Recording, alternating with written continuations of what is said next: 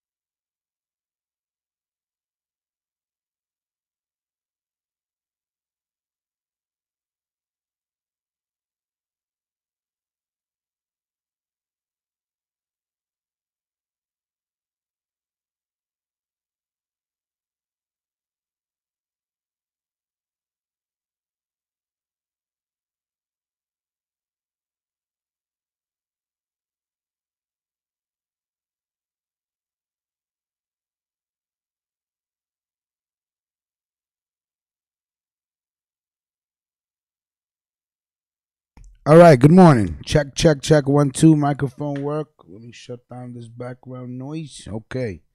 All right, started a little early today. We got a lot of things to do, a lot of things to get through, a lot of topics to cover. First of all, I hope everybody had a great weekend. Monday morning, back to the grind. You know how it is. Back to the grind. Do what we got to do. Good morning to everybody. This is your host, Big Rich. Listen, and you guys are listening to Waking Up with Ruckus. You know how we do. Monday Morning Madness. Back at it again, 5 days a week. Yes, live. Live. First of all, I got to make some quick announcements. I have to shout out Tom Harazo from the WTFU crew. There were some donations made to Melquan after the show was done. So I promised Tom that I would announce that. So thank you, Tom, for your $50 donation.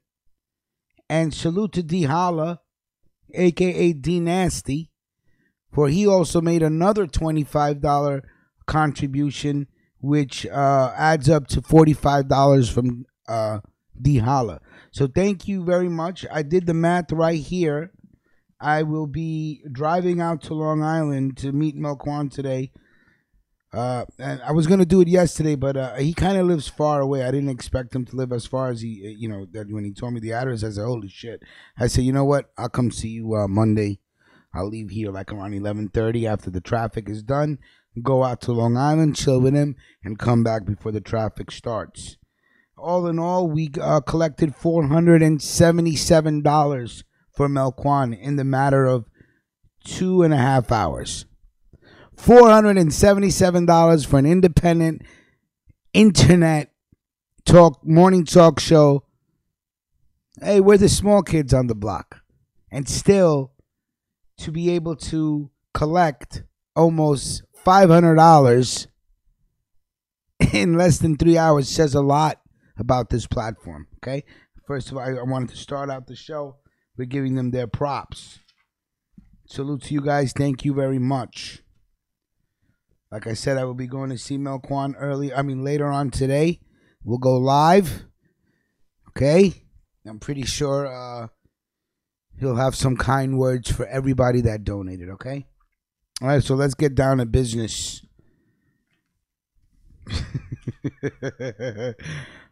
This morning's show has been sponsored by Bonnet Light Body, and we have some delightful music that we would like to play. But first and foremost, Bonnet Light Body would like everybody to know that today's music is dedicated towards Jaquan's girl. Okay, so today's music is from Bonnet Light Body to Jaquan's Puddin'. Good morning, Puddin'. I hope everything's good. Salute to you, Jaquan. So yeah, we Bonnet Light Body picked some interesting songs dedicated to Jaquan's Puddin'. And I just wanted everybody to know that he is sponsoring today's show. So we'll get back. We'll get to the music shortly. We also have some leftover reggae music from Friday that needs to be played. I'm gonna try to get that into rotation as well. Okay. But the first thing I want to talk about is well, not the first thing, but okay. I'm gonna be honest. So I woke up early this morning. And I'm not gonna lie, I've been watching Lansky's live from last night, but I want to save Lansky for the end of the show. Okay, I want to save Lansky for the end of the show. After watching that live that he did this morning, and I don't know how I still have it, but thank the heavens. Because it made for some interesting. This man is in a sunken place right now. He really, really is in a sunken place. If you've seen this live, and it's just sad, and it's pathetic. But I have to talk about it because I know a lot of things about Lansky that I've never spoken about. But I'm going to speak about it today because I actually took the time out and watched the live and actually took notes. When he showed that notebook and it said, I took notes today, guys, I said, that's what made me say, well, I'm going to have to watch this. He took notes. He ain't said much, but he took notes. But all right, let's save that for the later part of the show. Okay. We'll save that for a later part of the show. Let's just get down to business first. Touching back on a story from Queens. Now, remember we were talking about a woman last week that was found in the basement with self-inflicted wounds. She was trying to kill herself after she went on a stabbing spree in a nursery, okay?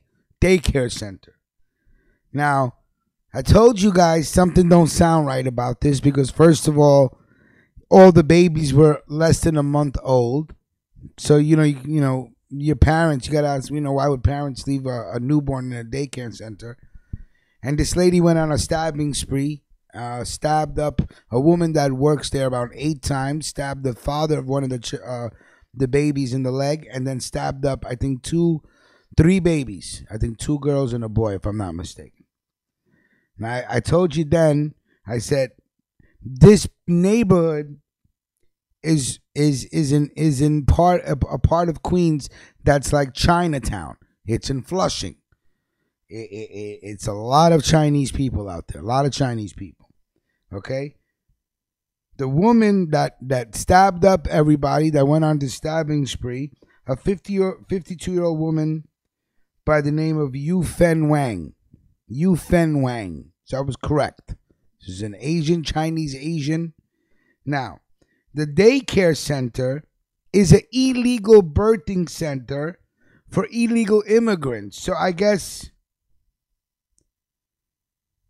it allegedly catered to mothers seeking U.S. citizenship for newborns. So listen, when it comes to the Chinese, they got these setups all over Flushing, Queens. They got these massage parlors. They got gambling casinos. They got unlicensed birthing centers. Like, when it comes to the Chinese, I'm just like, it's the Chinese. You know what I'm saying? These people do a lot of shit that is not normal. Not taking any shots at Chinese people. But, when it comes down to getting grimy, Chinese people, they do what they got to do. They'll trade people, babies. Hey, an unlicensed birthing center for mothers looking for citizenships for their babies. So what are they? Well, I don't know what's the setup. You have a baby and then you give him to us and we'll make sure that they get a citizenship. Like, that's crazy. There was only one father there. There were 10 babies there. So you have to ask yourself, there's 10 pairs of parents missing, first of all. There's only one father, a nurse, and that woman that went ape shit. So there's going to be more stories that are going to be coming out of this one story. This is crazy. An unlicensed daycare facility where 3 infants and 2 adults were stabbed, catered to Asian mothers, lured to the United States by laws granting citizenship to anyone born on American soil. So where are they having these babies? Lila goes on the beach. That shit is crazy. So, Wang, Wu Fen Wang, no, I'm sorry, Yu Fen Wang. She's in custody at the hospital where she's undergoing psychiatric evaluation and being treated for injuries. But so, yeah, I guess the Chinese are setting up shop, and I don't know how much they're charging, but you know they ain't doing this shit for free. But you gotta ask yourself, I guess that's where they're birthing these children, in these daycare centers. Because that's what you have to ask. Why would a daycare center be filled with babies? You know what I'm saying? So just touching back on a local story from last week. I wanted everybody to just be aware of what was going on. Because I found that situation really, really, really strange. All right. So I have a bunch of topics for today. That was last week's topic, and I just wanted to touch on that. And plus, I got a bunch of music to play. So I think what I'm gonna do is because what time is it? 8:55, right? I wanted to start early because so we could wait on the music. Okay, that's why I started early so we could talk about some of these topics. I really want to just get to Lansky, but I want to wait. Anyway, so Brett Kavanaugh. Brett Kavanaugh is Donald Trump's choice for a Supreme Court judge, the highest court in the land. And once you get this seat and you get this position is for life. Now, last week, and I did not talk about it because I was just waiting to see what was going to happen, but it's interesting. So you have to ask yourself this. Are the Democrats just pulling some sort of name out of the bag to try to not get this, so this man cannot get nominated and perhaps take a seat on what is one of the most powerful governing authorities in this land, which is the Supreme Court? And now, after an accusation of some sort of sexual assault in high school, which we're gonna get to article about these women that are Republican that are actually saying, "Hey, which man doesn't do this in high school?" Now, I did a lot of shit in high school, but I never assaulted another female student. You know, who doesn't do this in high school? So what you're basically saying is okay if he did do something. Now, again, I don't know if the Democrats are just pulling a rabbit out of their ass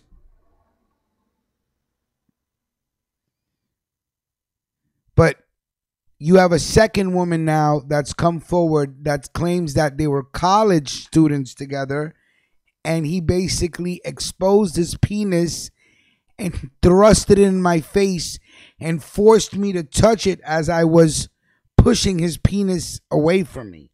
That's basically the story.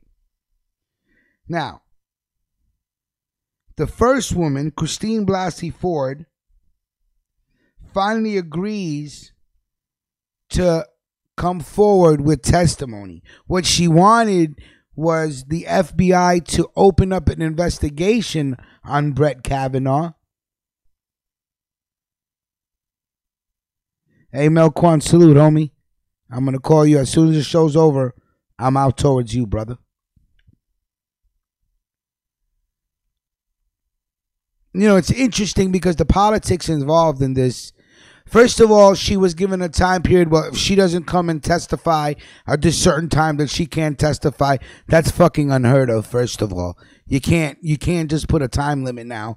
All of a sudden, the woman has come forward. Now, Trap Gardner, if you listen to American Culture Topics, said something interesting. Assuming that he's telling the truth, assuming that she's telling the truth, and this is prior to the second accusation that came yesterday, Trap Gardner said to the extent that, hey, listen, if this is the only time somebody's ever come forward and said something about this, he was in high school, everybody makes mistakes, he should be given a pass. Okay? Granted. If it is the truth, you have to ask yourself why Christine Blasey Ford took so long to open her mouth. It's not like the man just came out of nowhere. He had a position before being asked to be nominated to the Supreme Court. He was already a lawyer with a shady past. If you look up this guy, there's a couple of situations that he was in where he voted against immigration and immigrants having certain rights. And there was a immigrant that was raped and was pregnant, and she wanted to have an abortion. But then he was like, well, hold up. She can't have an abortion because she's an immigrant, and those laws don't apply to her because she's not American, yada, yada. So there's a whole, look it up if you want. I read the article. It was a while ago. So it's not like the man came out of nowhere and just decides to say, hey, I'm going to run for Supreme Court justice. No, he was already a lawyer. He was already a judge. She could have came out long time ago and said, hey, he assaulted me in high school. So you have to ask yourself, on one hand, are the Democrats, because listen, it's a dirty game. Don't think that the Democrats and Republicans hate each other. It's like fucking wrestling, okay? Please. If anybody, one day they're enemies, the next day they're friends again. It's like wrestling. It's all, it's a script that they all follow. Now, so this was the first accusation.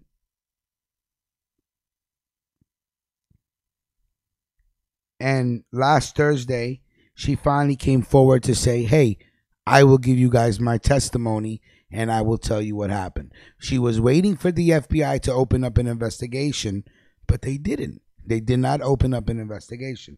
Now, here's what makes things a little tricky, okay?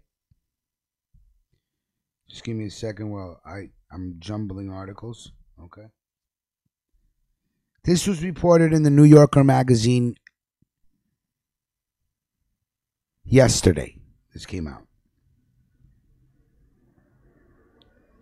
In a story posted Sunday night on its website, the New Yorker reports that the claim dates to the 1983-1984 academic year when Kavanaugh was a freshman at Yale University.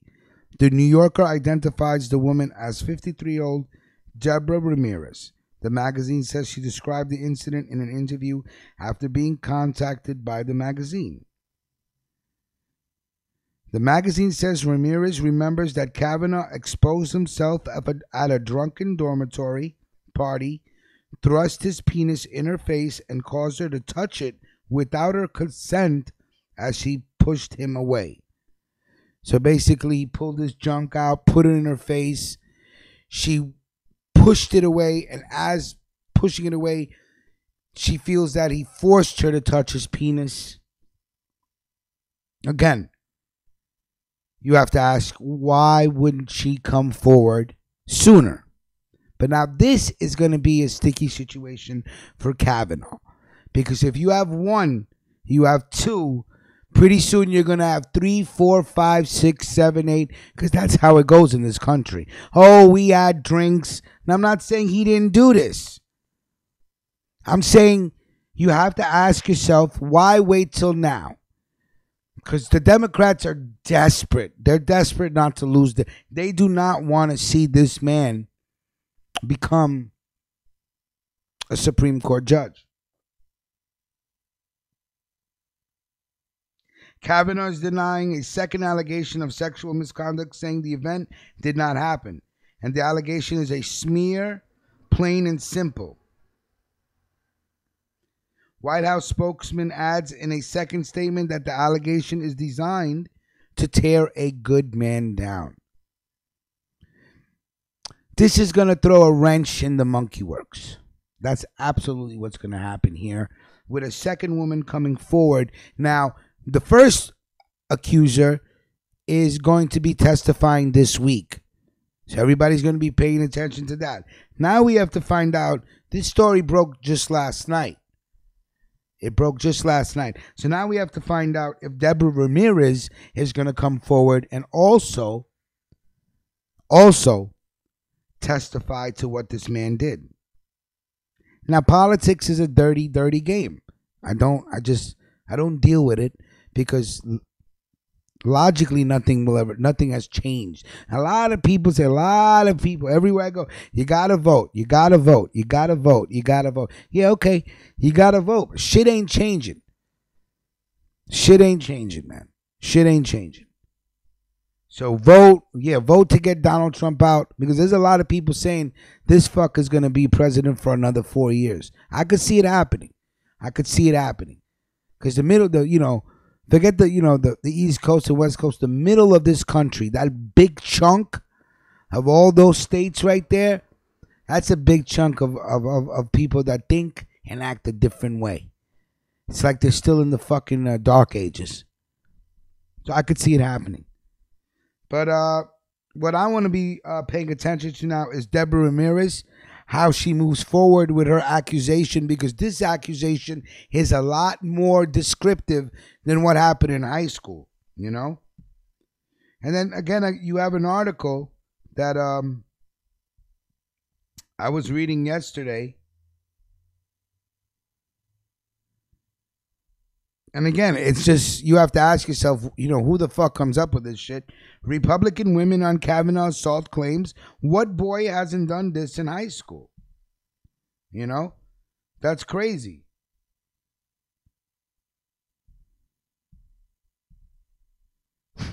What 17-year-old boy hasn't done this in high school? Like, you got to ask yourself.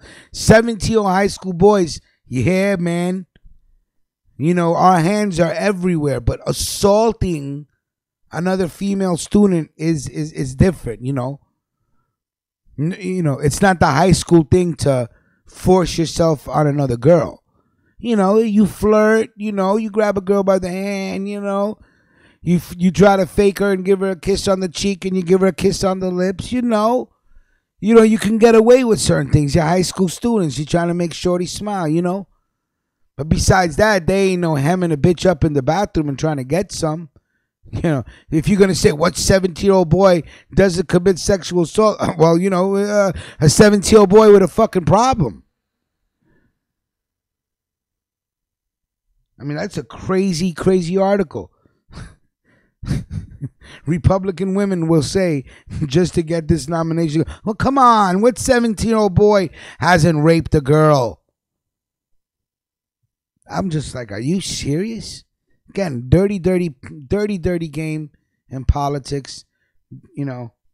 Hey, would you not believe that the Democrats are digging up as much dirt as possible, ready to let anybody get shine? Anybody's that had a drink with him, any woman that's ever felt uncomfortable around him? Sure. So why wouldn't they? They don't want this man to get nominated for whatever reason it is. Again, it's a lifetime position, and he's a Republican. And the Democrats are trying really, really hard. It's a dirty game. So this will be interesting. And of course, this falls under, the hashtag Me Too movement. Because no longer can men just, do and get away with what they want to get away with. Women are opening their mouths. Some of them justifiably so. Some of them, you took a payday, you took a paycheck, and now all of a sudden your feelings are hurt. We can't just act like actresses haven't become millionaires that are now coming forward after women that had everything to lose, that were no one, that said, hey man, we were raped. This man raped me. It took someone that wasn't in the industry, that wasn't getting a paycheck, to open their mouth to make these women, well, you know what? I've got paid long enough. Maybe I could open my mouth. So, yeah, me too. So sticky situation here for Brent Kavanaugh. Let's see how it goes down. Let's see how it plays out. Hold on 1 second. Love you, baby. Hold on 1 second, guys.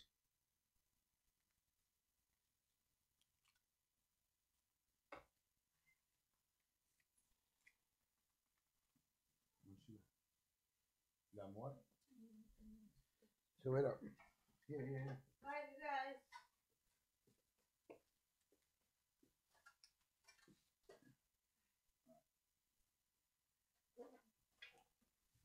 So, like I said, sticky situation for this man, and now he has to deal with two women that are claiming that he's assaulted them in one way or the other. All right, let's go to our first song dedicated to Jaquan's Puddin' from Bonnet Light Body. Salute. Thank you, Bonnet, for sponsoring today's show.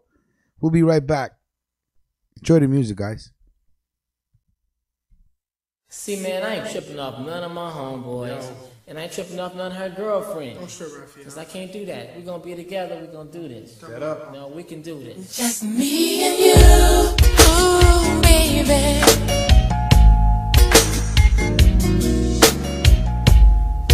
Just me and you, just the two. Just me and you, ooh, baby. Ooh.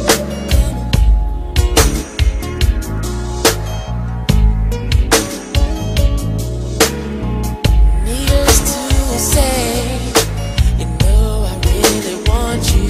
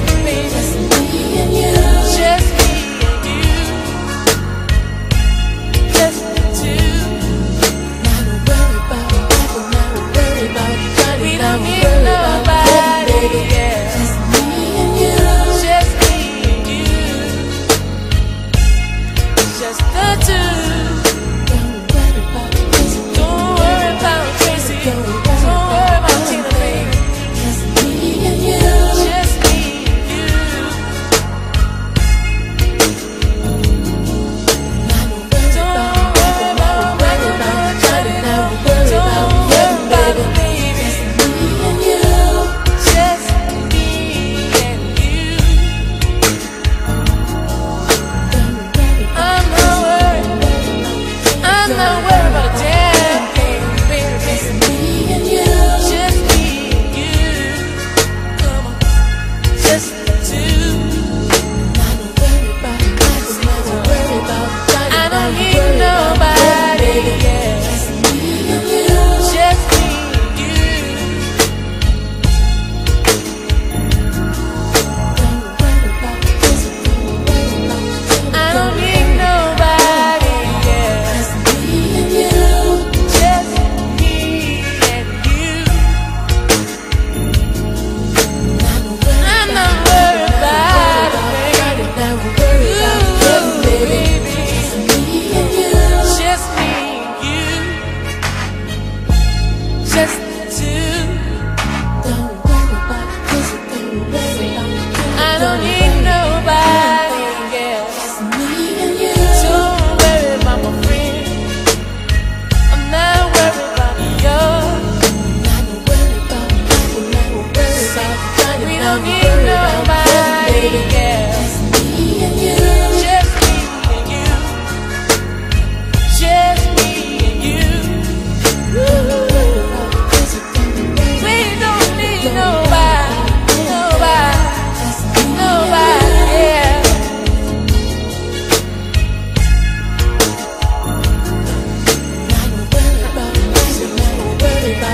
We don't need nobody, Just me and you.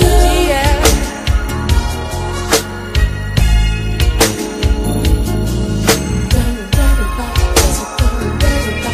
We don't need nobody, yeah. Just me and you. Just the two.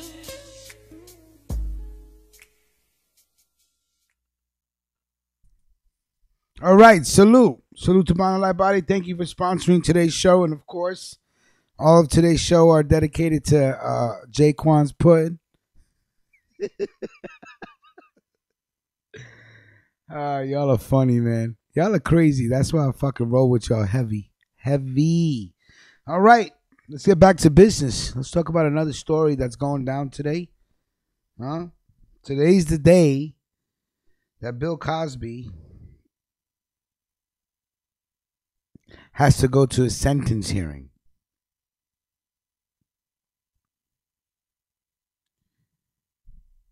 The 81-year actor is going to be fighting not to be tagged a sexually violent predator. You know, and here's why.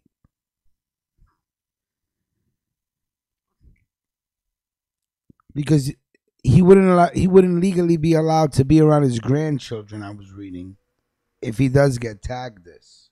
And today's the day. Today's sentence hearing will begin with testimony about his sex offender evaluation and presumably a fierce debate over whether the 81-year-old actor should be branded a sexually violent predator. The stakes are high given the lifetime counseling, community alerts, and public shaming the designation would trigger, and it would become evidence in the defamation lawsuits filed against Cosby by accusers who say he branded them liars when he denied molesting them. So there's a lot to lose for Bill Cosby. Witch hunt? I don't know. Was it true? I told you guys when I told you before, he should have never, ever, ever said he gave them anything, man. That's it. I'm sorry. Nah, I never gave them shit. You got any pictures? You got any video? You got any proof? He goes, yeah, I gave them pills, but they asked for it. Now, who knows, man? Has this been a systematic witch hunt to disgrace one of the most beloved figures in American television?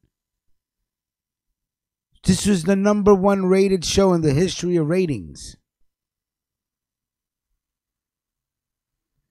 Everybody was watching the Cosby Show. Shit, probably fucking racist crackers in the middle of this country someplace. Everybody was watching the Cosby Show. So a systematic witch hunt to defame, disgrace, dishonor who we all saw as a father figure, man. I mean, I mean, come on. Every Thursday night, me and my family was sitting there. Yo, Cosby Show.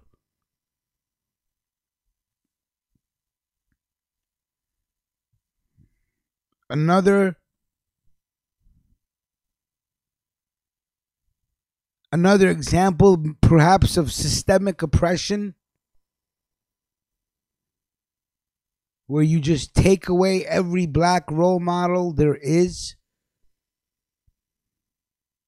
and defame them. I mean, this man has had honorary degrees taken away, statues taken down, plaques taken down, television shows taken down.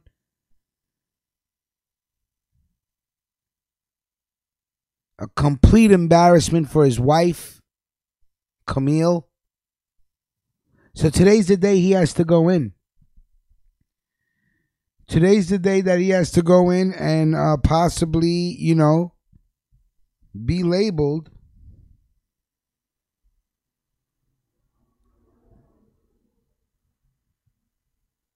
a sexual predator. I mean, listen, if it's true,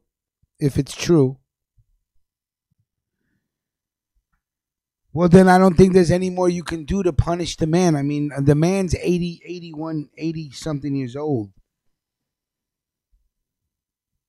I mean, what more can you do? You've completely dishonored the man. I mean, shit, you can't even find a Cosby rerun anywhere on TV anymore.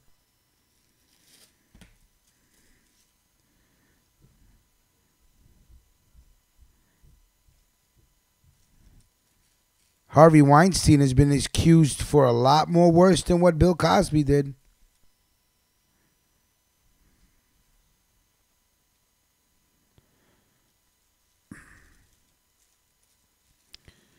You don't see people stop playing Pulp Fiction or Reservoir Dogs or Kill Bill or Inglourious Bastards or all the other movies that came out of his production company. You don't see them pulling movies.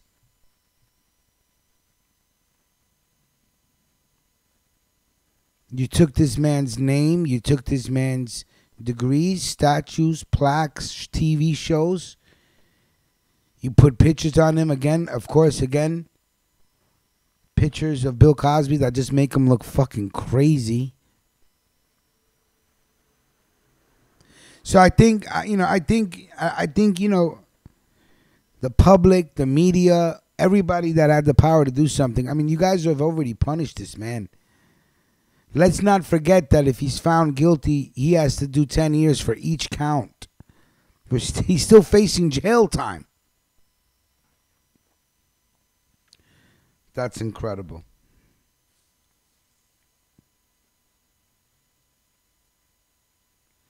Defense lawyers say the state's latest sex reporting law, despite several revisions, remains unconstitutional.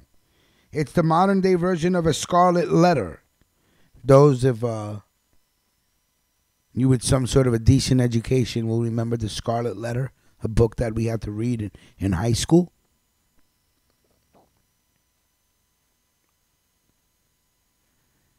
Said lawyer Dimitra Mehta, Indian, a former Philadelphia public defender, which I think is sort of interesting philosophical issue at the time with the hashtag #MeToo movement, but also criminal justice reform. Pennsylvania's Sex Offender Board has examined Cosby and recommended that he be deemed a predator, concluding that he has a mental defect or personality disorder that makes him prone to criminal behavior. See, in my eyes, this is like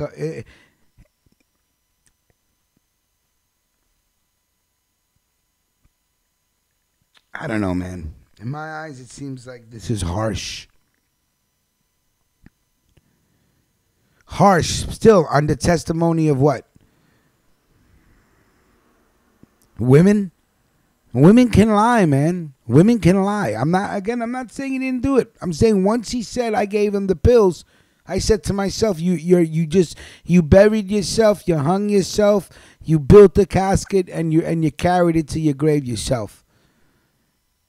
Why ever say you gave them anything? See, I don't know what you're talking about. I can't remember.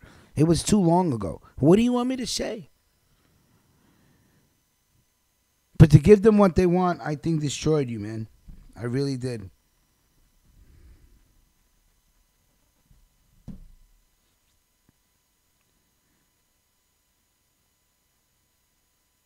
Montgomery Judge Stephen O'Neill will have the final say today.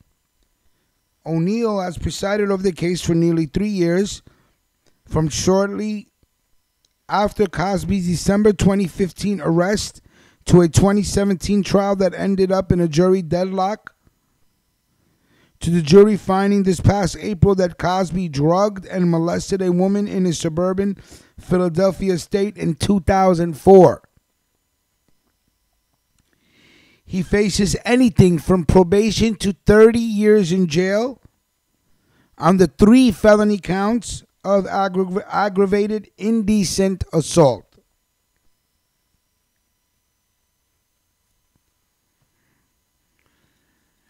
I think you fuckers are taking an 81-year-old African-American man and you're putting him through the fucking ringer, and it's been done before.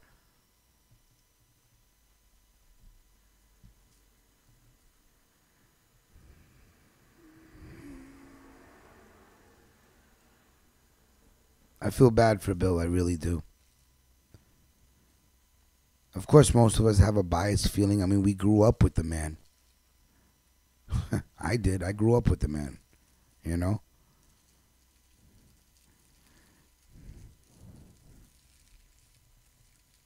O'Neill has presided over the case. Oh, yeah, I just read that. Sorry.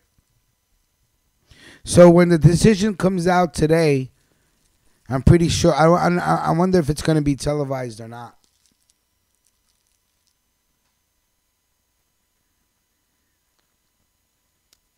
But I truly feel sorry for Bill Cosby, man. Like, the man has just been put through the ringer. And you know what? If you did it, and if you did do what they said, then, you know, you deserve it. But I don't know, kind of in a way, it just kind of feels like a witch hunt to me, man. I just, you know, whatever he was trying to do, maybe he did something. You know, you never know, man. People with power, you know, they're fucking crazy. You know, with power, you could do anything you want. But karma, no matter how rich or poor, karma is something that has nothing to do with your money. People, you will always pay your karma no matter what you do, now or there. Karma, you can never escape your karma. This lifetime, next lifetime, your karma always finds you. All right, now let's get to the story. I just want, I really, you know, good luck to you, man. You know, I hope your lawyer can convince them not, you know, I mean, what are you going to do? Send an 81-year-old man to jail? I mean, you know, give him probation, give him counseling, you know. But to say that the man can't see his grandchildren, to say that he's a criminal who's going to behave, who has an impulse to rape and molest, is going a little too far. All right. You know, there is such a thing as being set up. You right? People get set up all the time. You know, it's not easy to do, but if you could do it, you could set people up to take the bait. A truck loaded with Nike Air Force One sneakers and Christian, I don't even know how to say the fucking last name, Christian Louboutin shoes, turned up in the Inglewood neighborhood of Chicago last week. It was a bait truck parked by Norfolk Southern Railway Police with assistance from the Chicago police to lure thieves to their arrest. The truck traveled to more than one site in the predominantly black community on the city's southwest side. Police arrested 3 people during the sting, which was intended to curb cargo theft in the area, according to Norfolk Southern. On August 2nd, video shot by Charles McKenzie of the crime preventive group God's Guerrillas captures residents confronting officers about the truck. Now, you know, when I say that stupidity is a fucking disease, believe me, it's a deadly fucking disease, okay? Mixed with racism and the hatred of certain people in this country, it's just fucking amazing what fucking officers will do to try to make a quota or collar. Now, Chicago, which has been overrun by violence since Obama was president and fucking a war zone, okay? Instead of fucking doing stings to getting the guns off the street, these pieces of shit, and it's called fucking entrapment. This is entrapment. You go to one of the poorest fucking neighborhoods where nobody has nothing, and you leave a truck there with its seal fucking broken to let everybody know, hey, this, and then you're arresting the people that go into the fucking truck. Like there's nothing better to do in Chicago. So again, another trick in order to support this system of systemic racism and oppression. So now we're going to go to where they're the hungriest and where they need stuff, impoverished, poor areas, and we're just going to leave Nike trucks open for what? To see if what? That's entrapment. Shit like that is complete fucking entrapment. What do you expect people to do? Put a fucking truck like that in my neighborhood, and I live in a pretty decent neighborhood.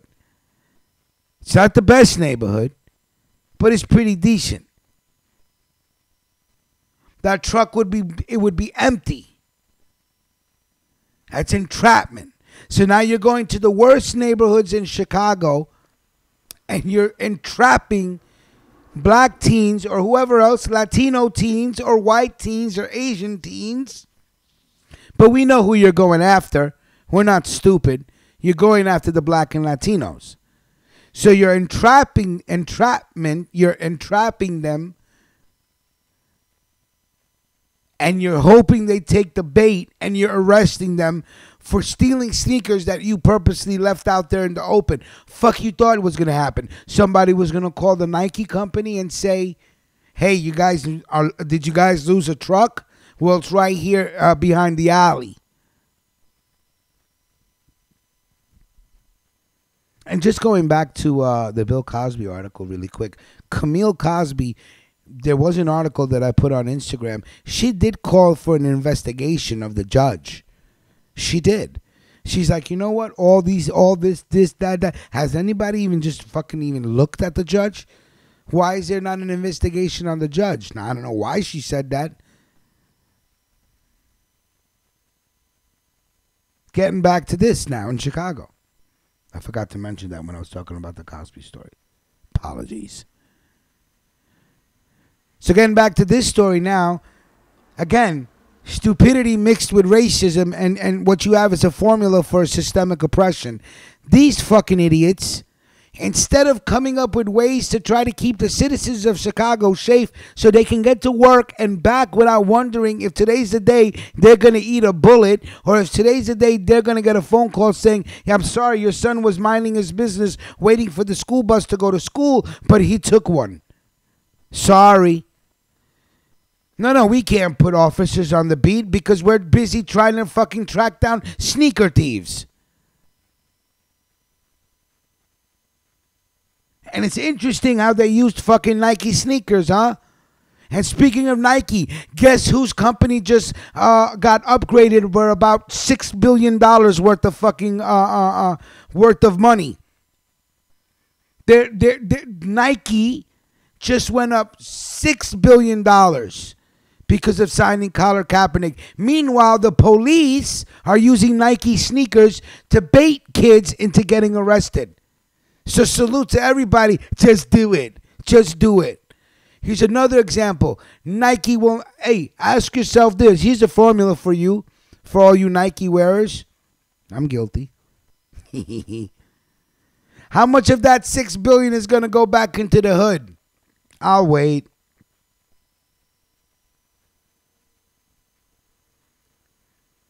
How much of that $6 billion is going to go back into the hood? I'll tell you how much in advertising and marketing for the people in the hood to buy more sneakers. So however much that costs, that's how much of the $6 billion is going to go back. You know why? Because they want to turn that $6 billion to 12. And they will. They will. And they're going to use Colin Kaepernick's face to do it. But guess what? They don't give a fuck about them kids that are getting arrested with this bait truck. Not a fuck. Where's Nike to come and bail them out and say, hey, you know what? We need to do more in the neighborhood. If these kids are willing to fucking risk their freedom and steal our sneakers,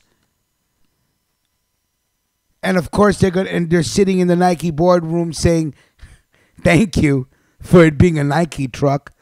Great promo. Thank you. Free promotion. That's how they think. So ain't no Nike lawyer gonna go for these kids that got entrapped with this Nike truck. But that's a fucking dirty fucking method of trying to catch thieves. That's lazy, and it's fucking racist because you're using it against the poorest people in Chicago. Fuck you want them to do with a truck in an alleyway cut open with possible Nike sneakers and some shoes? What you think they're going to do? Of course, they're going to try to take it. So you're there to make sure you arrest them. Fucking entrapment. How is nobody screaming entrapment in Chicago right now? But then again, it would fall on deaf fucking ears. Because if the city of Chicago doesn't give a fuck about the murder rate, you think they give a fuck about a couple of black teens being arrested in a fucking entrapment scheme? Oh, wait a minute. Perhaps you didn't know that incarceration is big business in this country. Everything's connected. Systemic oppression. Systemic racism. I think that's the greatest thing I ever learned listening to Star's show. He said, it's a form of systemic racism. I said, what the fuck is that? I was blown away. I said, holy shit. So here we have a police chief and a mayor, which I can't understand why they haven't been fucking taken out of their position yet.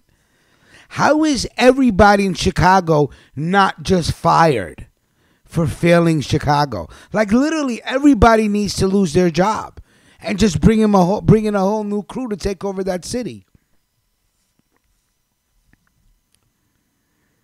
Hey, what are you doing about the gun violence? Well, we set up this sneaker sting operation on the other side of town. Yeah, we're going to pick up some sneaker thieves, and that's going to help us because they, in hand, will put the pressure on, and these sneaker thieves, they're going to snitch on the people who are bringing in the guns. Yeah, that's what we're going to do. Operation Save the Hood. You fucking... All of you should be wearing Ku Klux Klan hoods while you work in Chicago. Because here's what all of you are doing systematically. You're killing Chicago. And when I mean killing Chicago is you're leaving African American and Latin people at the mercy of fucking wolves, and you don't give a fuck. You might as well just say, hey, you know, we'll just give over Chicago to the criminals and the underground because you fucks have no fucking clue how to keep your city safe. But hey, great fucking idea on using Nike sneakers to entrap the hood because, yeah, hey, how else are you going to start arresting people, right? Might as well dangle Nike sneakers out there. Crazy. Great story, Brooke. And Brooke, you know, you have a knack for good stories, so always, if you have something, please send it through. I appreciate that. Let's go to the next song, dedicated from Bonnet Light Body to Jaquan's Puddin'. Hey, Puddin'. Salute.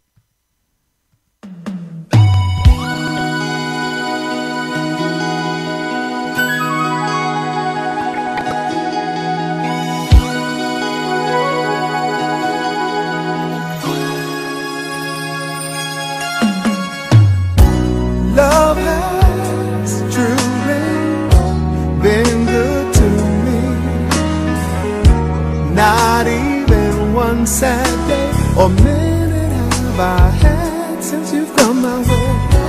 I hope you know I'd gladly go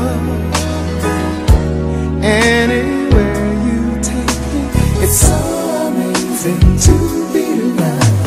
I'd follow you to the moon and the sky above.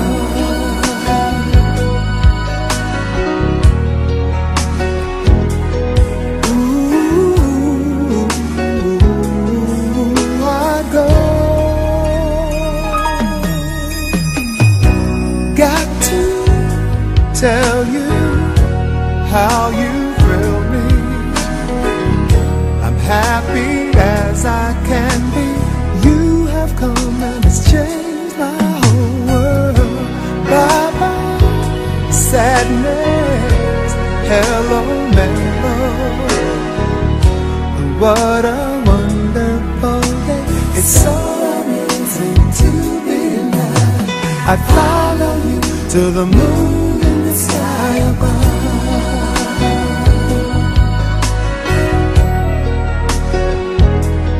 Ooh, I go, and it's so amazing, amazing. I could stay forever, here in love and leave you never, 'cause we've got amazing love. Amazing, love brought us together. I would leave you never and never. Yes, we've got amazing love. Ooh, so amazing. And I've been waiting for a love like you. It's so amazing to be loved. To the moon and the sky above. Oh, and it's so amazing to be loved. I follow you to the moon and the sky above. And you know, it's so amazing to be loved. I'd follow you to the moon and the sky above.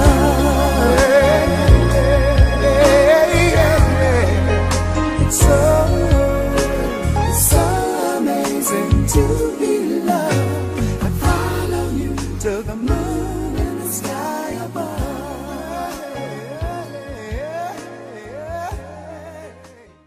Yo, I don't know what Jaquan is talking about.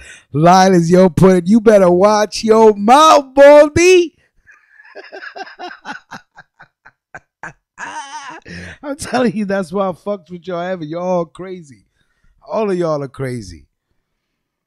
Hold on, let me see if Haji is done praying. Nah, Haji's still praying. Sorry. Que fecha bruta. Good morning, boo. I'm Playful. How you doing this morning? I hope you're listening, girl. Okay. This is the interesting articles. Couple articles, right? So let's go through the timeline of these articles, okay? This is about, this happened in New Jersey, tri-state area story. Happened in New Jersey, all right? Dirty Jersey. Now, last week, there was a New Jersey sheriff who was caught making racist comments, okay? New Jersey Governor Phil Murphy and other state leaders are calling for the resignation of Bergen County Sheriff Michael Saldino after he was allegedly caught on tape making racist remarks. But the sheriff thus far is refusing to step down. Murphy demanded Thursday that Saldino resign after the WNYC broke the story. On the tape, Saldino is heard making racist remarks against black people and about Attorney General Gurbir Grewal, who is Sikh. Now, this is the same Attorney General. Y'all are bugging. This is the same Attorney General. If you remember the the radio host that labeled him Turban Man. And they were suspended for a little while and brought back onto the air, but they had to go to Sikh sensitivity training. Now, since we're speaking of Sikh people, I think Haji is done praying. Let me throw Haji up on the screen real quick.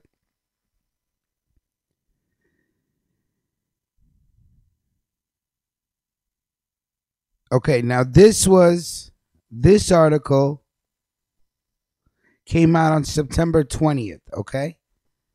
Where he said he wasn't going to retire. He wasn't going to retire. He wasn't going to hand in his resignation.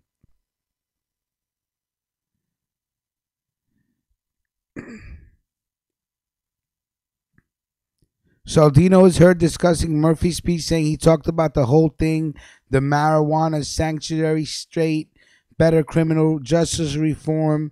He goes, you're going to let the blacks come in and do whatever the fuck they want to do and smoke their marijuana. Well, Mr. Saldino, all people smoke marijuana, sir. It's just not black people. And he goes, we know why Grawal was appointed he was only appointed because of his turban.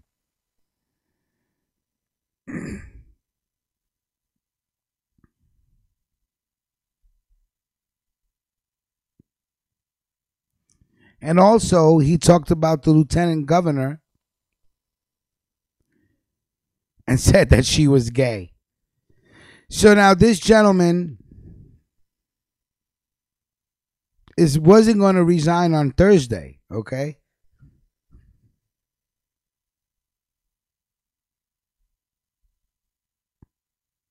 But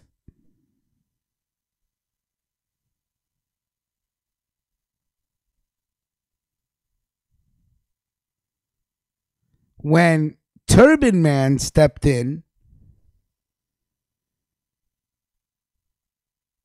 and applied some pressure because he didn't like the fact that he was only appointed because of his turban. Now I want you to pay attention because I'm going to teach you a lesson about Indian people and Punjabi people right now. Okay? The Attorney General stepped into the situation when he was made aware of the fact that there was remarks about him.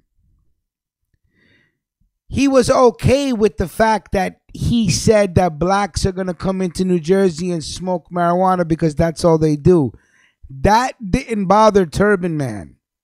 What bothered Turban Man was he said that the only reason you became Attorney General was because of your turban, man. And here's a lesson that I will teach you now, and maybe most black people are aware of it that deal with Indian people. Indian people are very racist. Punjabi people are very racist. They do not like Latin people, and they do not like black people. How do I know? Because I worked with them, and I grew up with Indian people. I would go to my uncle's and aunt's house, and they would have conversations, sit there about black people. And I would look at my aunt and I go, hey, you're black. Fuck is you talking about? You're the darkest thing in this house. Like, you're black. But Indian people who are black don't look at themselves as black people. Interesting fact.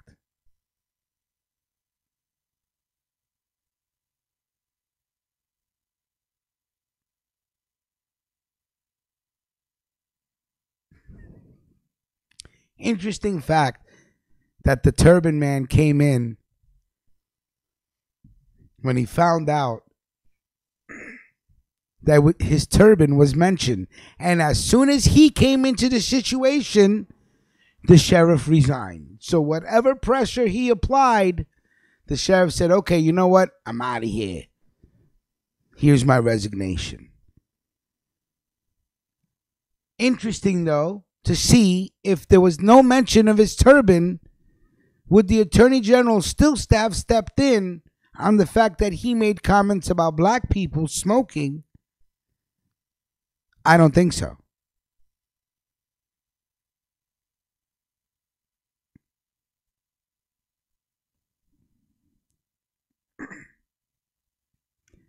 And that's very true what Supermo is saying.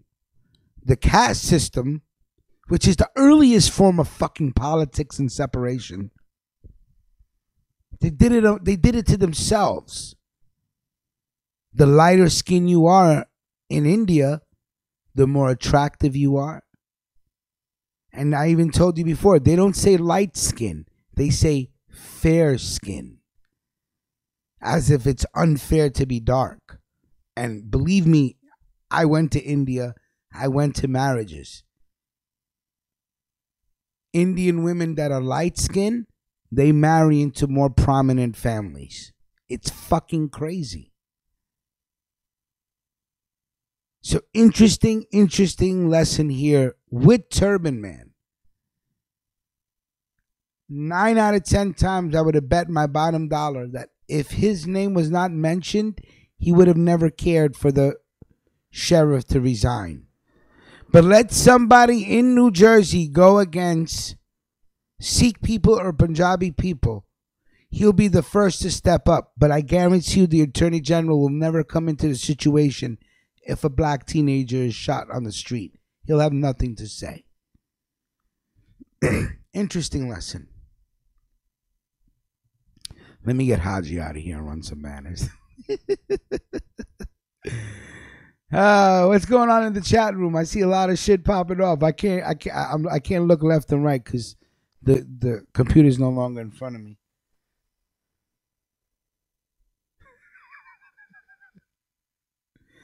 Jean Ball Shelton, that's right, man. Red Bone Indian girls, sir. Absolutely. And you know where you'll find them? Punjab, Pakistan. The more north you go in India, the lighter the skin gets. The more south. If you was to go to South India right now, I swear to God, black. I got cousins in South India that are straight up black. Mother, father, cousins, their children, black. Only thing is they have straight hair. That's it. That's all. Completely dark skin. So, great lesson about Indian people in America. Okay? Now, of course, we know that the Carolinas are still under a lot of problems. As of right now, 44 dead. That's the number I got as of yesterday. 44 dead with this hurricane. And that's a lot of people, man.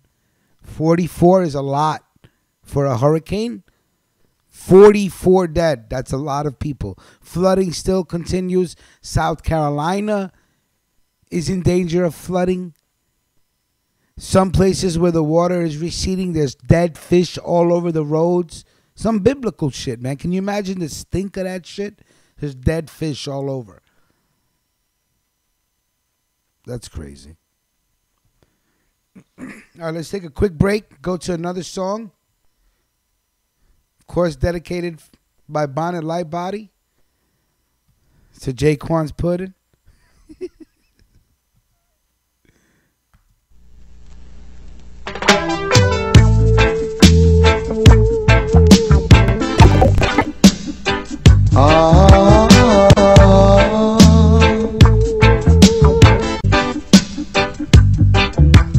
Tell her try your best just to make it quick. Come and tend to the sick.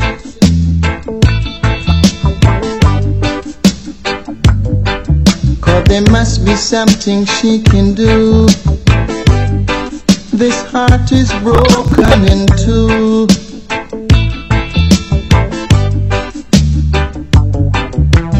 Tell her it's a case of emergency. There's a patient by the name of Gregory.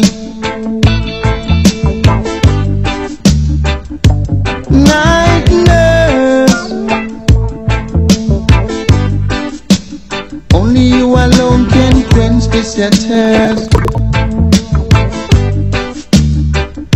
My night nurse, oh gosh, oh the pain is getting worse.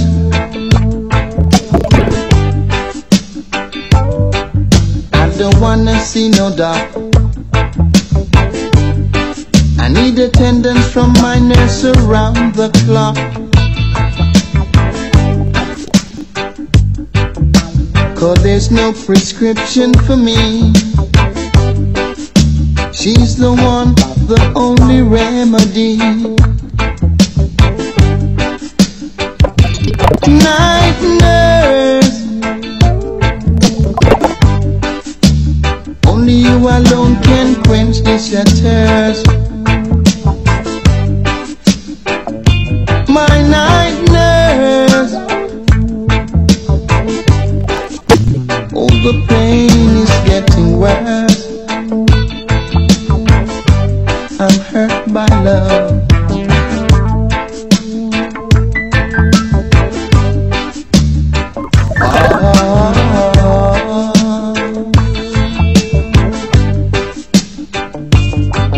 I don't wanna see no dog. I need attendance from my nurse around the clock. Cause there's no prescription for me. She's the one, the only remedy. Night nurse, only you alone can quench this your thirst.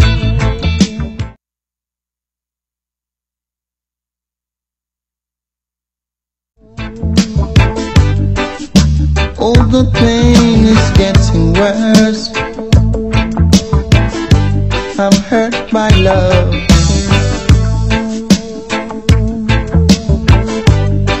And I'm sure no doctor can cure.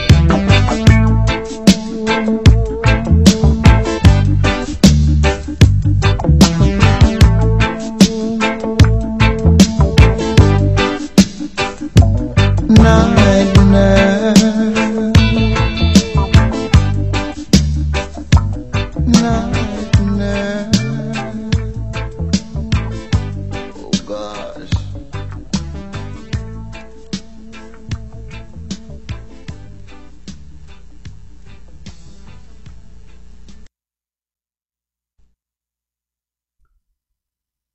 All right.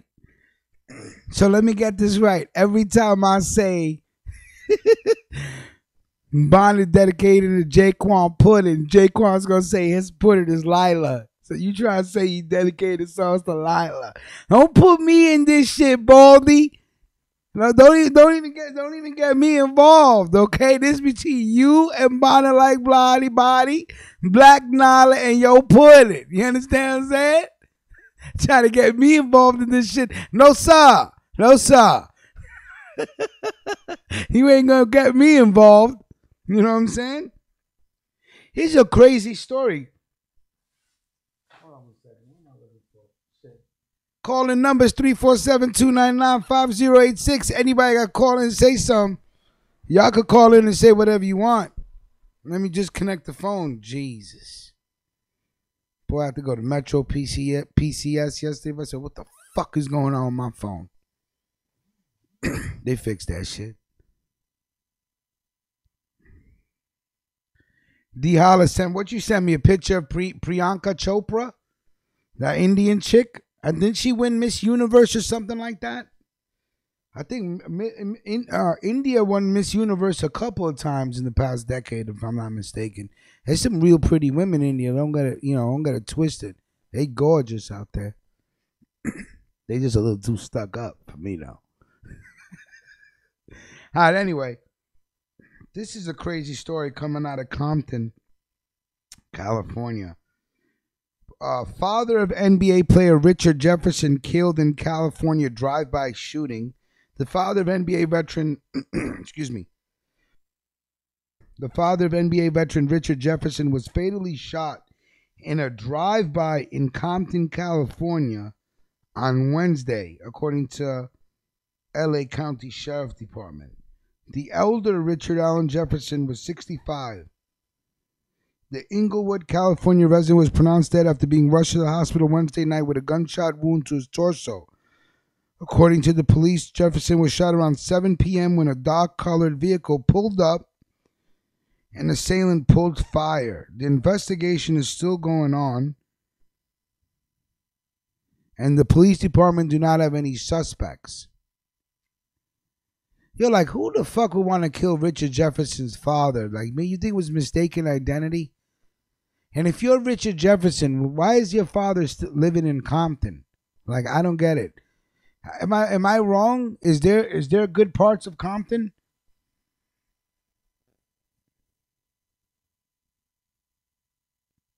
Yeah, Priyanka Chopra, Dihala, I know. You want me to put up the pic? Hold on, Dihala. D Nasty's thirsty, so yo, put up that pic of this Indian chick. Mills Lane, I know a couple of Indian chicks I'll smash, but with some clothespins on my nose.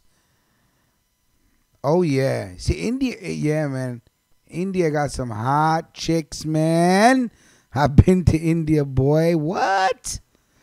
Now she's on this TV show Quantico, right? Yeah, Priyanka Chopra. Isn't Priyanka Chopra engaged to one of the Jonas brothers? I think I read that someplace. Yeah, Priyanka Chopra's bad, son. What? There's some badass Indian actresses, man. I'm telling you, hot. You never seen an Indian chick with lips like that, though. Maybe she got her lips done. I gotta ask Lila. Lila knows. But yeah, let's get back to Richard Jefferson's father. The guy was just, shot down in a drive-by. So you have to ask yourself, if that was meant for Richard Jefferson's father, what the fuck is he into? First of all.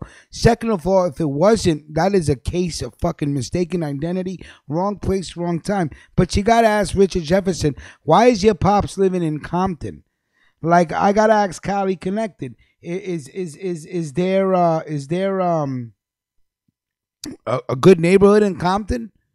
Like, I don't know. Is parts of Compton safe to live in? I mean, I know it's not like before, but still, you know, I'm pretty sure you just can't fucking walk around in Compton like you run shit.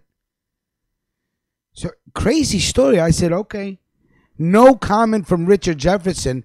There was actually an article yesterday with Richard Jefferson talking about how LeBron James may be the greatest player in the league, and by a long shot, like there's nobody really right behind him, like the gap is humongous. And I said, motherfuck LeBron James, let's talk about your pops being shot and killed and assassinated in the street, my dude, of Compton. Like, what the fuck? This car rolled up, opened up the window, and said, yeah, that's him. Bow.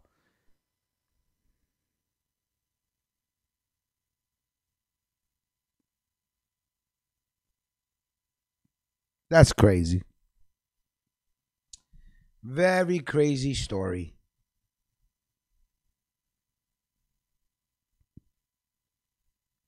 Nothing about no suspect, nothing about Richard Jefferson making a comment, nothing. Motherfuckers talking about how good LeBron is. Where the fuck are we going? Like, how about your pops? Maybe the article was said before, who knows, but maybe he gave those quotes before his pops died and they just decided to run it now. Whoever ran with that article is an idiot if he doesn't know that his father was assassinated. That's the real story. Anybody that gets gunned down in the street from a rolling car, that's an assassination, man. Now, I know Mills was, excuse me. I know Mills brought up this story quickly on Thursday. He was running out of time. A 3D gun advocate accused of sex with a minor is jailed. The owner of a Texas company that sells plans to make untraceable 3D printed guns was back in the U.S. Sunday after being arrested in Taiwan, where police say he flew after learning he was being investigated for allegedly having sex with an underage girl. The U.S. Marshal Service said Cody Wilson, 30, was booked into Harris County Jail in Houston early Sunday on on $150,000 bond. He was bonded out later Sunday. He was arrested Friday at a hotel in Taiwan by local police. He was facing sexual assault charges in Austin, according to a statement from the U.S. Marshal Services. Authorities said Wilson met the girl through the website SugarDaddyMeet.com. According to the affidavit, the girl said they met in a parking lot of an Austin coffee shop in Austin, then drove to a hotel. The girl told investigators that Wilson paid her $500 after they had sex and then dropped her off at a restaurant.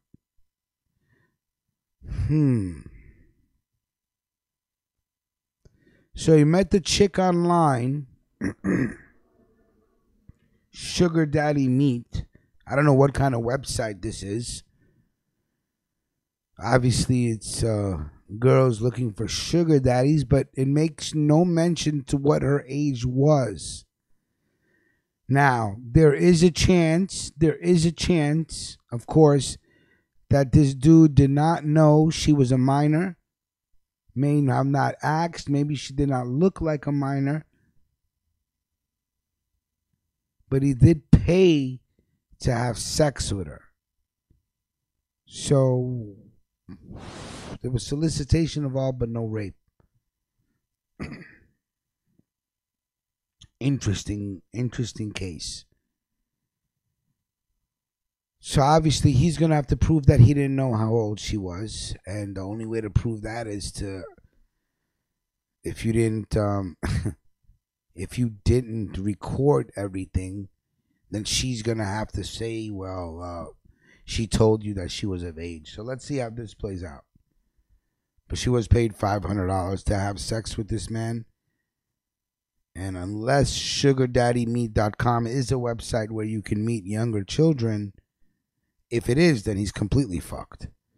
But running to Taiwan because you're under investigation doesn't look good either, okay? So there we go. We covered all the possible bases. The truth of the matter is that the guy thought he was going to be investigated and jetted. Now, could he possibly just been scared and jetted? Yeah. The fact that you would go to Taiwan, that's even suspect to me. Taiwan, Philippines, all that shit out there, the sex trade out there is evil. So, if he was looking for more underage sex, he went into the right part of the world. So you have to ask yourself all these questions. So, again, Mills did start with this story, but didn't really get a chance to go in depth with it. And I don't think the guy was even arrested when Mills brought up this story, but maybe so. Maybe so.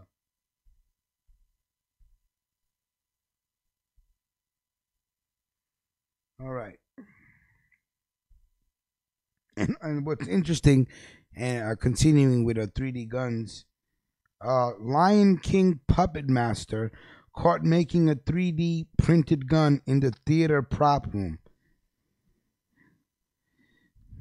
So here's the truth of the matter. If you have access to a legitimate 3D printer, and I'm obviously thinking that a 3D printer that is on set of the Broadway show for The Lion King is probably going to be state of the art if they have to print up plastic props or whatever the fuck they got to print up.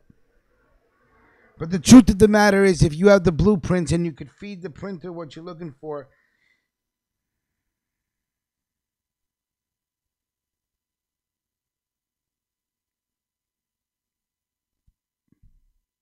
he printed a 3D revolver.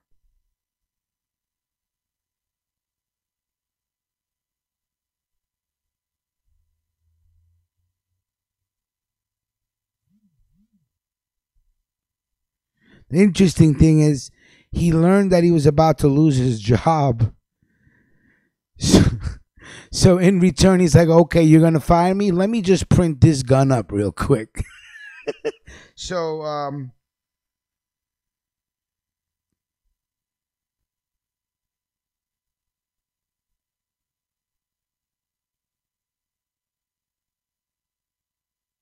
that's crazy. The cops interrupted him while he was making the gun, I guess somebody called the cops on him, and he never got to complete the gun.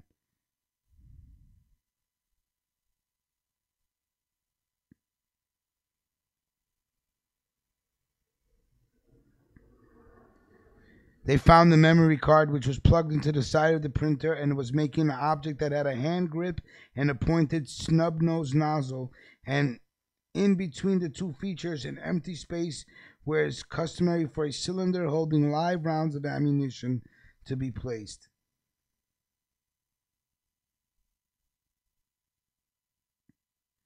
He said he was making a gun as a gift to his brother. He lives upstate and has a firearm license.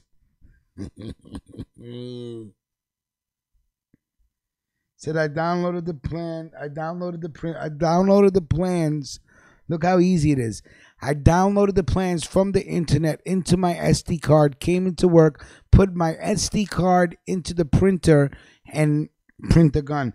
That's how easy it is. In August, a federal court blocked the Texas company from sharing blueprints that would allow others to print their own plastic firearms.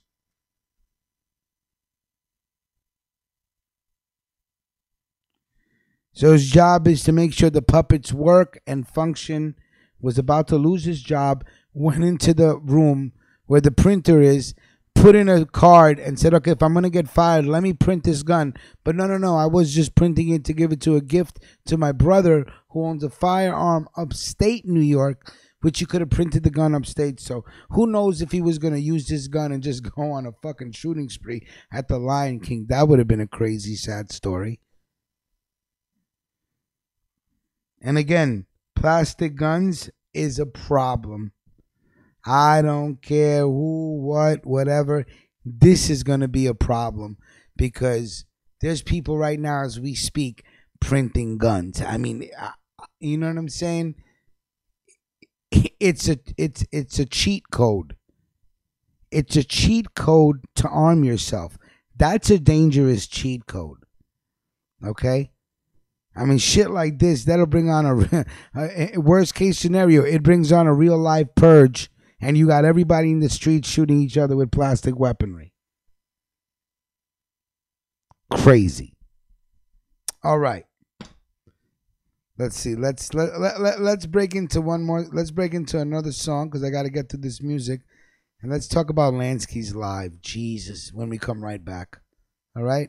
And of course, dedicated from Bonnet to Jaquan's special someone. Don't get me involved in this shit. And now. Ooh la da da da. This is what my baby said to me, Lord. Oh, amen. She said she want a good life, no one to cause her pain and strife. She want a good life, no man to cause her pain and strife.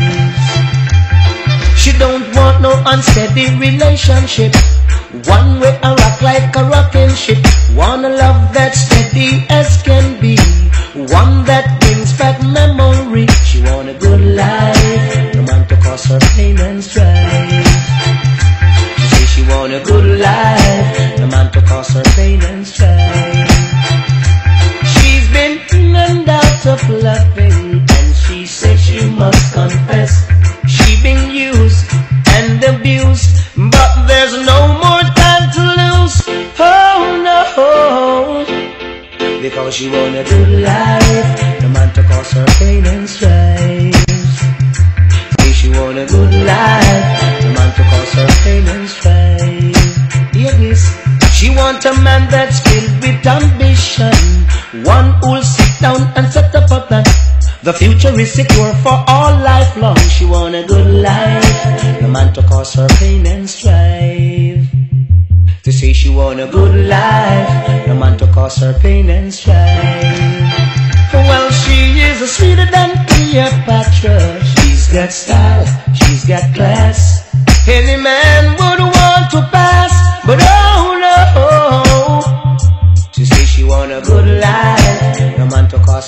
pain and strife. She want a good life, no man to cause her pain and strife.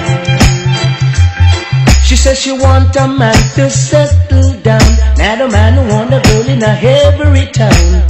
She want a man to treat her right, not a man who want to come in late at night. She want a good life, no man to cause her pain and strife. She says she want a good life, no man to cause her pain and strife. She's been in and out of loving, and she says she must confess she's been used and abused, but there's no more time to lose. Oh no, because she want a good life, no man to cause her pain and strife. She say she want a good life, no man to cause her pain and strife. She don't want no unsteady relationship, or one way I rock like a rocking ship. Want a life as steady as can be, one that brings back memory. She want a good life, no one to cause her pain and strife. She want a good life, no man to cause her pain and strife. Woo woo woo woo woo woo woo woo woo woo woo.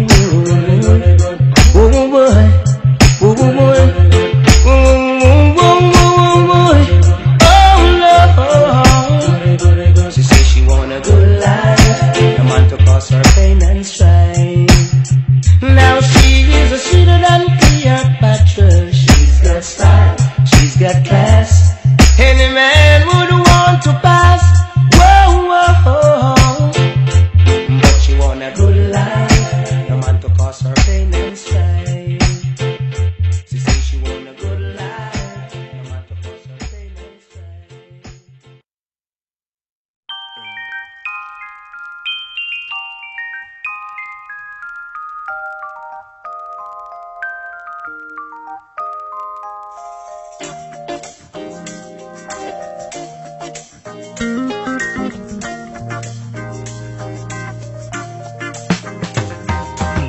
There's nothing better that I like to do than sitting here cuddled up next to you, 'cause you love me, baby, just the way I want to be loved. It's so nice lying here in your arms. Your personality has that charm, and you love me, baby, just the way I want to be loved.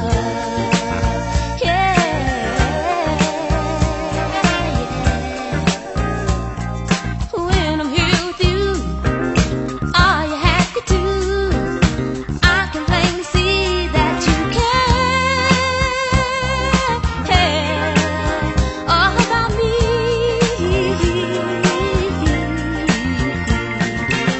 Ooh, I could stay here for the rest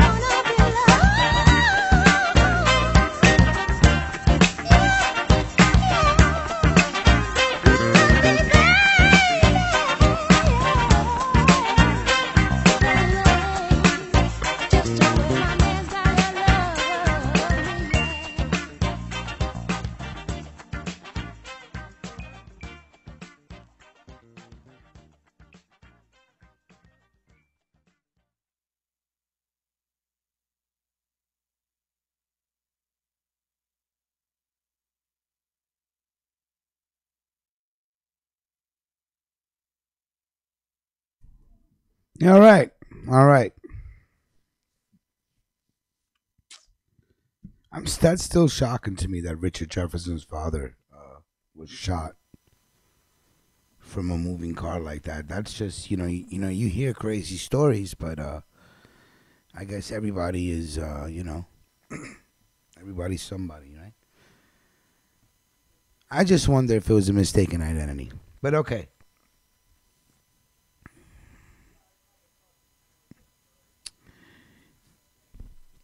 All right, let's talk about Lansky's live because I usually don't watch other people's lives like that. And salute to Jean Paul and Jaquan. Jaquan wanted me to call in. I ain't fucking calling in. He wouldn't accept my call anyway, believe me. But I watched this live yesterday and I say, you know what? I'm sorry, this morning. I say, you know what? The kid took notes.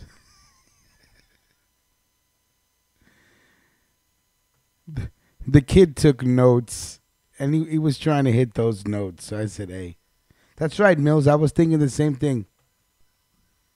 Cali extortion, good point. Cali connected extortion.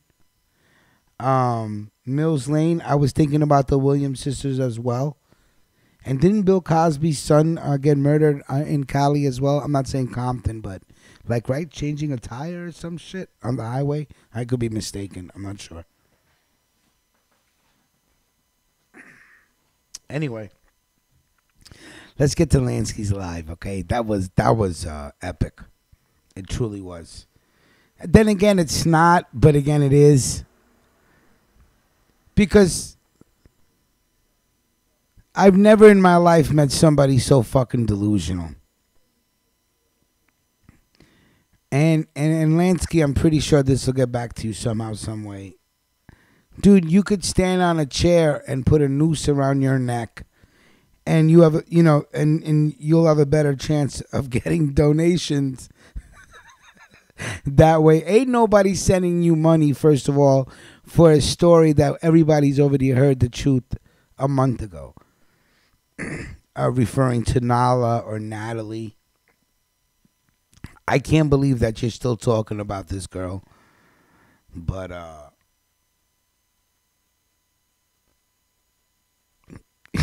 it was just a crazy live, so it got me to thinking. And there was a lot of things, in a way, I fucked with Lansky. I did. I fucked with Lansky. I was, on Stoned in Motion. So, Lansky gave me a shot. I was on his show,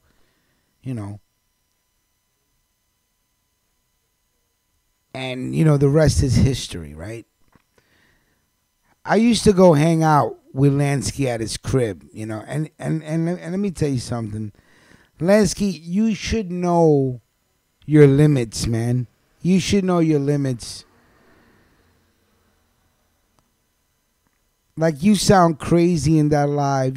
First you're telling everybody never bring a girl to your house. Never bring a girl to your house. Well, I mean, what the fuck, Lansky? Like, some of us like to bring girls to our house that are single, Some of us enjoy living with a woman, you know what I'm saying? If the relationship is good. All that never bring a girl to your house, you sound fucking crazy. Because first of all, you say it's not your house and you tell her, you're not living at a place. This is someone else's house. Then you're saying don't bring a girl to your house. You just sound crazy, man. Now, as far as you realizing that you were being played and disrespected on Star's show, I'm glad you finally realized that you were the whole. You were there on purpose, Lansky. I told you that. You were there because people didn't like you. And they were willing to donate to Star to shit on you. That's why you were on Star's show. So I give you great props for finally realizing what your role is. Now, you taking shots at Star and not wanting to mention his name, you a sucker. You are. All that subliminal shit. Let me tell you something. I told you this a long time ago, Kevin. You'd be a lot more successful being Kevin than Lansky. The reason why there were, and listen, there was what, 77, 78 people in your live? 68 of them were there to shit on you. 2 of them, maybe what, Global Media Inc. and maybe 1 or 2 other people were riding with you. Everybody else there was shitting on you, man. And salute to Trap Money Benny or Trap Money Benny or Trap Benny Money. I was, reading the chat and shit. There was a time or a moment when Lansky addressed Blue Label Media in a disrespectful manner, talking about this or that. And Trap Money or whatever your name is, he said, yo, you better watch your fucking mouth when talking to Blue Label Media, which was cool. So salute to Trap Benny or Trap Money.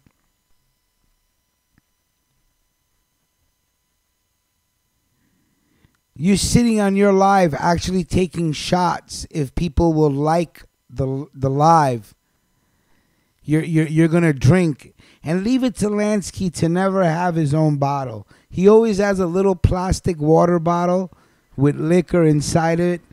You don't even know if that shit is water. Sitting there talking about if people will donate, you got a story to tell about the girl. There is no story, man. She aired you out. Just like your ex, the stripper, Nikki or Nicole, whatever her name is. And salute to Ink Ashley.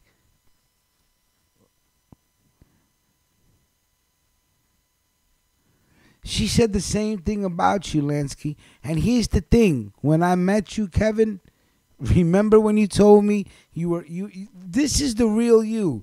The real you that was like, yo, I don't have too many friends, man. And I'm pretty poor, man. See, I had no problem with that.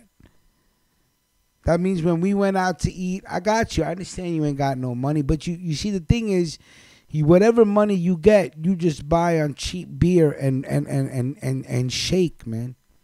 Shake and weed. Now, all that Nipsey Hussle shit that you're not obsessed with Nipsey Hussle, my dude, the first time we hung out, I think you talked about Nipsey Hussle for 2 hours. I never knew who he was. When I left Kevin's house that day, I knew everything there was to know about Nipsey Hussle. And I'm just saying that because it was so funny that you would bring up Nipsey Hussle and say, I'm not a fan or a groupie. Yes, you are, man. You idolize Nipsey Hussle. For whatever reason it is, you idolize him. Maybe because he's skinny like you, or I don't fucking know. But I knew nothing of the kid. I knew nothing of Nipsey. That day when I left your house, I knew everything. The what, the who, the how, the where, the when, the why. And it was an interesting story. Motherfucker selling mixtapes for $1,000 a pop. I can respect that shit. That's a great fucking story. I'm looking at Lansky like, really? He goes, yeah, you see this block that he used to hang out at? He bought the whole block and now he hired his peoples. I said, yo, that's fucking dope. But, dude, you're delusional. You're delusional. If I was given the opportunity that you were given and I was allowed to rock that Star Morning show every fucking day, could you imagine? I just had an opportunity to be on a couple of shows, your shows, and whatever chance I got to make a little name for myself, I did. Dude, you squander away chance after chance, and you survive because you're a cockroach. I've come to believe you are a cockroach because no matter what, you have this little cockroachy face that you make when you smoke. It's the most annoying thing in the world. Your face just scrunches up every time you take a hit of the blunt. I'm like, yo, why you look like a cockroach? That's why I can't watch your lives because I just can't stand looking at you.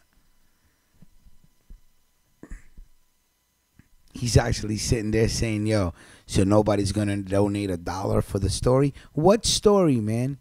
The story is you broke. She made a fucking mistake and a half thinking that you was anything but what you was. So whatever, and again, No shots at Natalie or Nala. No shots at you at all. I'm just saying, whatever the fuck he was thinking, you're just going to have to chalk this up as a fucking, you just made a really bad call. But Lansky, you just squander chances over and over, man, over and over. You could have kept it real and just said, look, I don't live where I live. It's somebody else's house. You're going to have to do this, that, and the third. You could have just said it, man. You work 3 days a week. You a bum, my dude. I know you a bum. I know because I seen you. I seen you. I seen how you live. I seen the way you eat. I saw your refrigerator. I know you's a dirty kid. It's all right. You live in that single bachelor life. I remember when I was in college and my shit was just all fucked up. But that's when I was 19, 20, 21. You 30. And I'm going to just give you a bit of advice. Before you know it, you're going to be 40. Wake the fuck up, man. Stop perpetrating the fraud. Stop acting like you a gangster. Stop acting like you got money. You ain't got no money, dude. You work 2 days a week. Whatever you get in money, you squander on cheap liquor and cheap weed. And you sit on the microphone and you're talking about why nobody's donating any money to hear your story. What fucking story, man? You talk shit about everybody behind everybody's back. It started with you going to Ebony and telling Ebony how fucking crabby, the Hum movement should be mine. I'm the one that came up with it. You're like really delusional. So it's actually interesting for me to watch. If you watched that live yesterday, you could actually see him just sink and sink and sink and go farther back from the camera and just sink.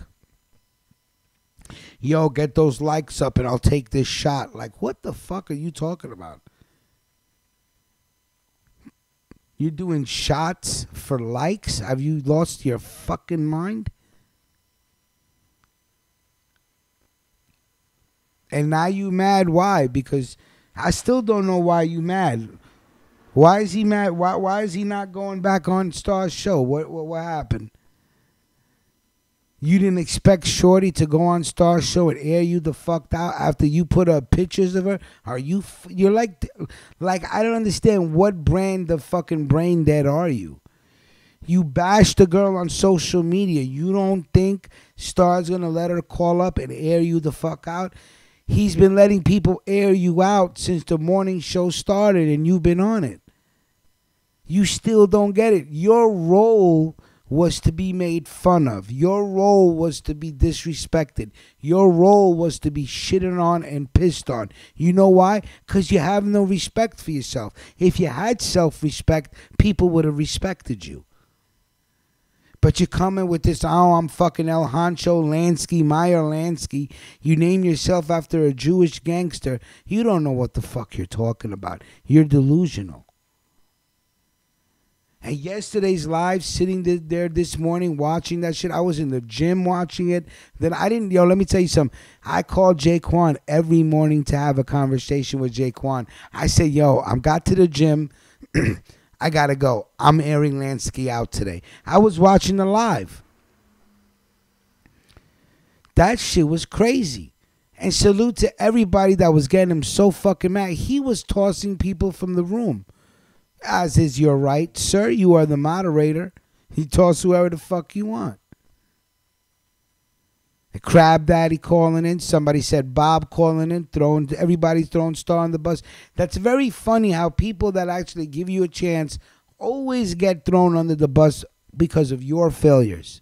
Oh, Ruckus Radio's a piece of shit. Ruckus Radio that. Ruckus Radio the third. But what about you, motherfucker? Look at your life. What the fuck have you done for your life that you just sit there and blame other people? It's everybody's fault. It's always a chick's fault with Lansky. The Lansky I respect was the one that was sitting in my house and goes, you know what? I don't really got bread like that.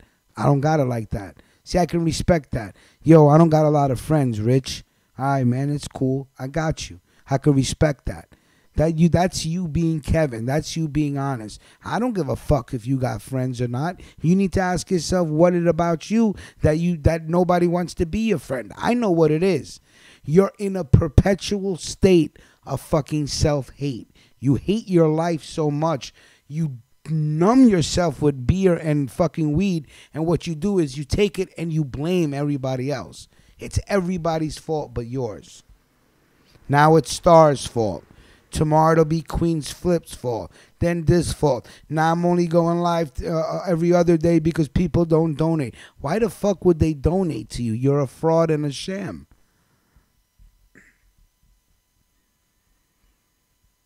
All this time, dude, all this time fucking with Star, all this time with an opportunity to be on the #1 talk show with thousands of listening, and you could only think of marketing yourself through some false fabrication of you're some fucking hip-hop rap gangster? That's the best you can come up with?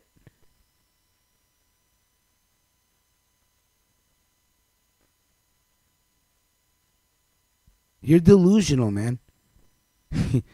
You're delusional. Seeing you yesterday sitting there and actually sinking into your chair as you just stood there in bewilderment, wondering what the fuck just happened.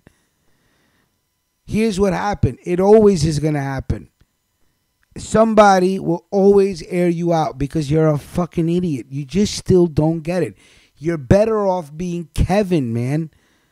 There's no liability in being you. You're you. People will accept you. The reason why you get so fucking shitted on is because you keep acting like you're El Honcho, Meyer Lansky. You're not shit. You're taking shots of liquor out of a water bottle, my dude. You did that same shit. We went to Big Spanish's house. You tapped the bottle and you put it in there in the water bottle and you're like, yeah, yo, let's go, Rich.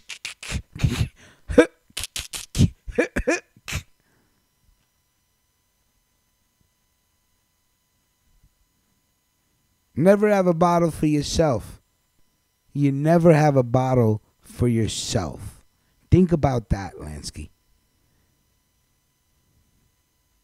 You're crazy. So interesting fucking live. And stop talking about this female already. You sound crazy, man.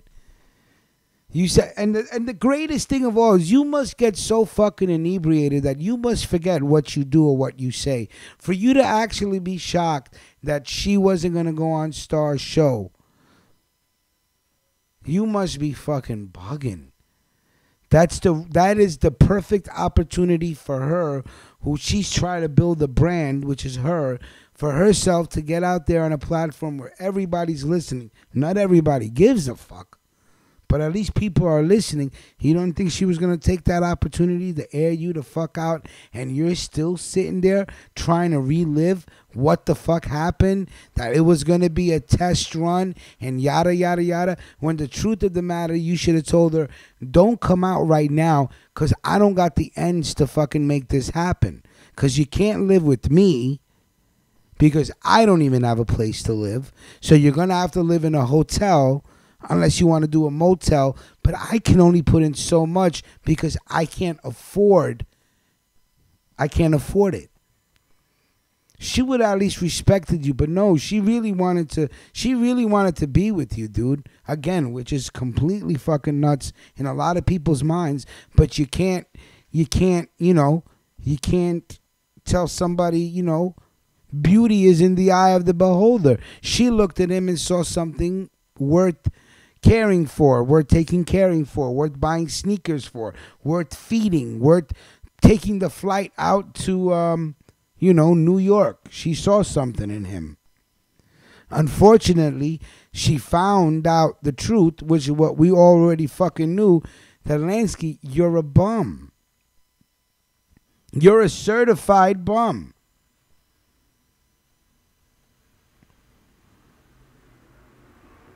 You're tripping, man. Star gave you that mixer months ago. Fucking nothing. You go live on YouTube. Nothing. You just sit there in front of your computer and you go live. Nothing, man. No production value. No content.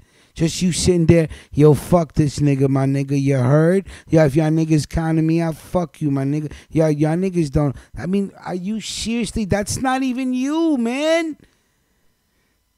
The Kevin I know is a history fucking buff that knows dates, events, and times like it's Jeopardy. I sat and said, yo, you're not fucking dumb. You're actually intelligent. He's like, yeah. What you thought, Rock? What you... But for some reason, you think it's so uncool to be you that you'll never be you. And unfortunately, that's what's going to fuck you. You're afraid to be you. If you was just to be you, man, and just be Kevin, there's a lot of people that can relate with Kevin, man. I don't know anybody that can relate with Meyer Lansky. I don't know any Jewish gangsters or El Hancho. Like, I don't know that many Mexicans like that. But a lot of people can relate to Kevin, man.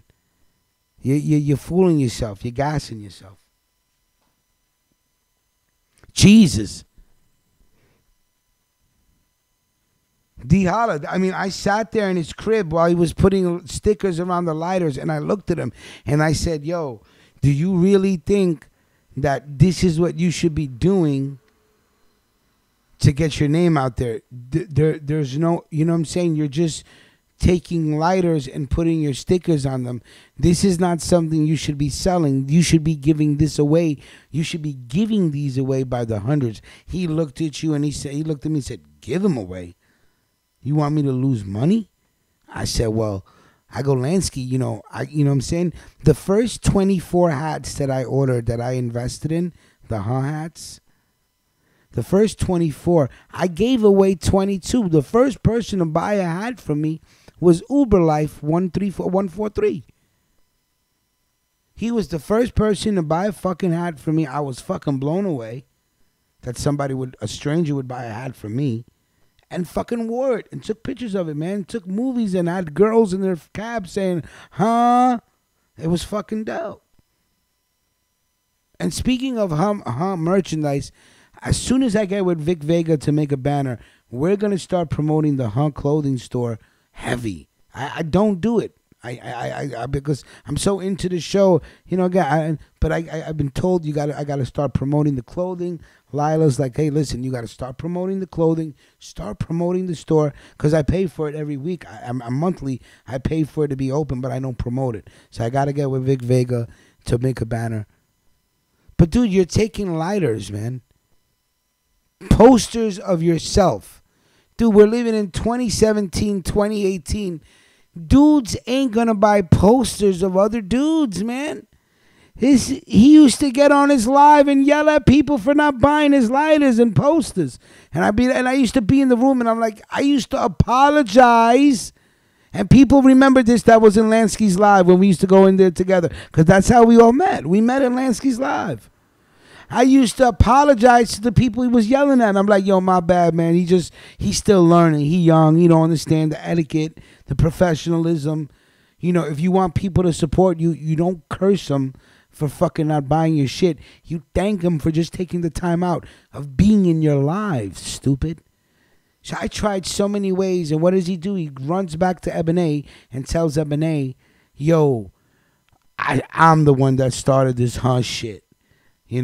He's just giving me 10% of every sale. But listen to what you're saying, man. Giving you 10% of every sale. Count up all the money you made, man. I sold a lot of merchandise. You wore it always on your live. You probably showered in material, man. You never took that shit off till we stopped talking.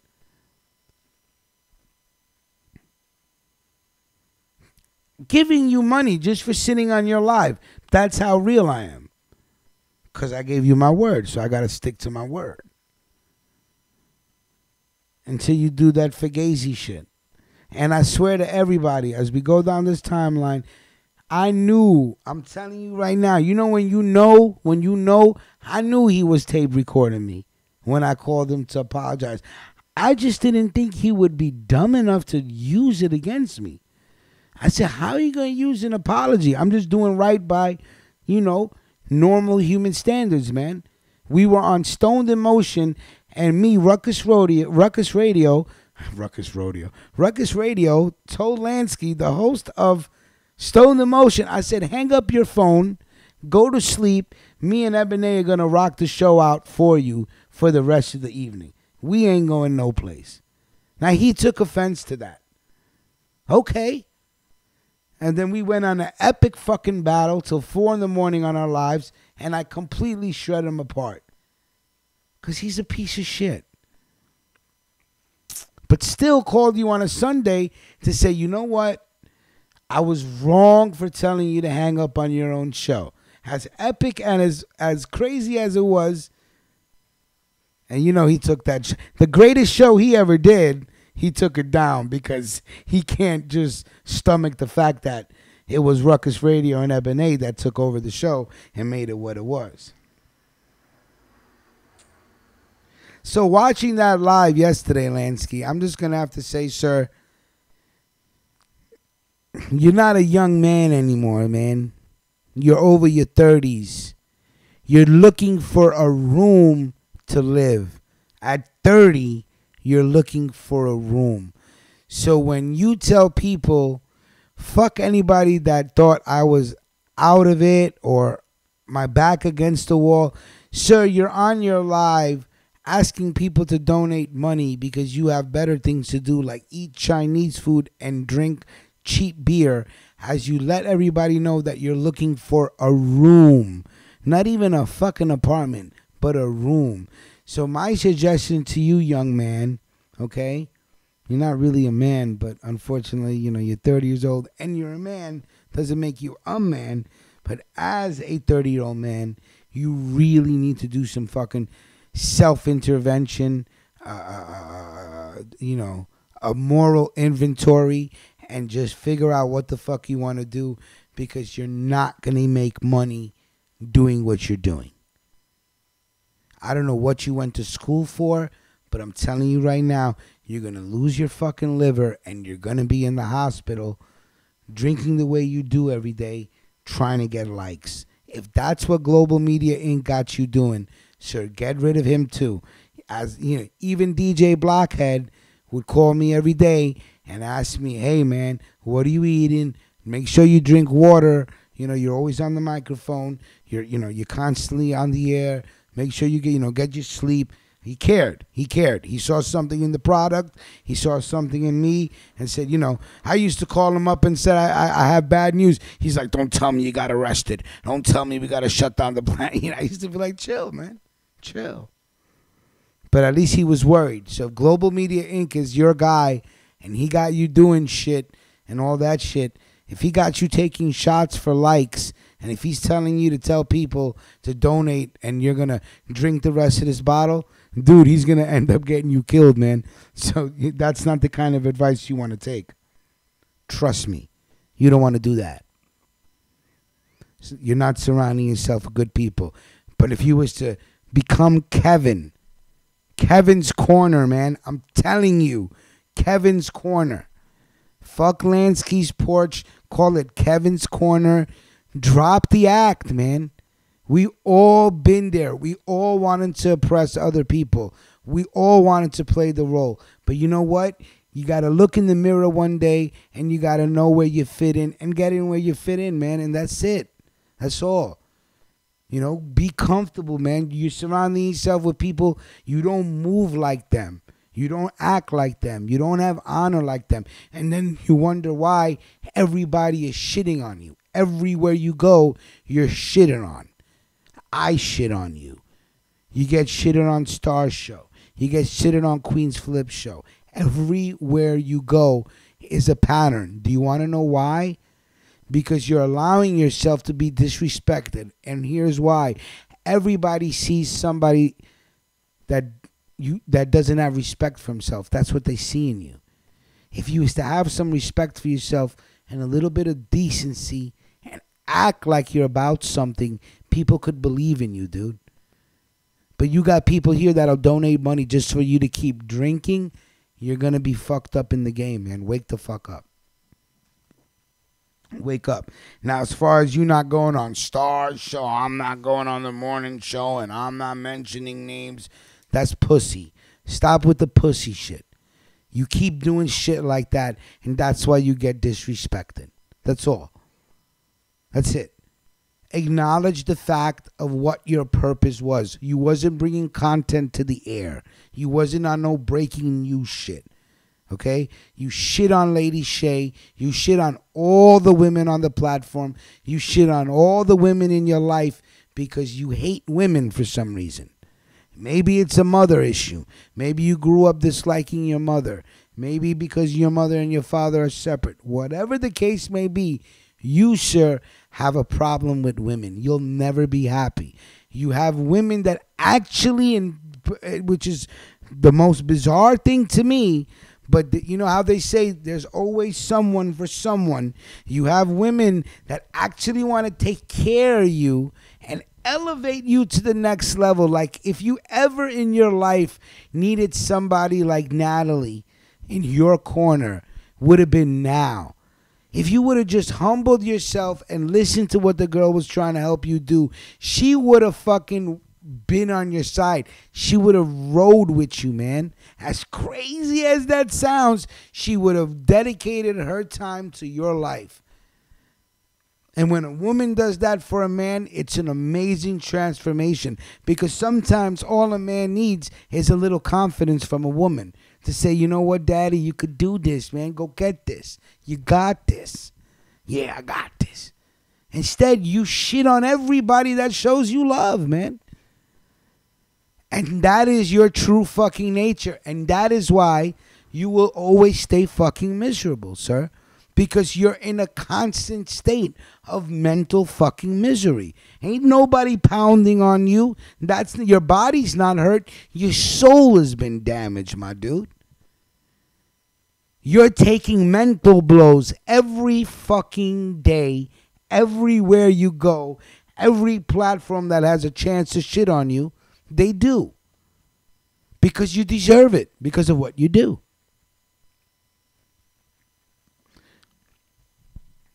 Wake up, man. Wake up, Lansky. Kevin. Boy, that was a fucking interesting live. You want to blame the girl saying, yo, if I was to go to a bitch's house for a week. First of all, most men that handle their business don't need a bitch for their house or anything, my dude. Anything.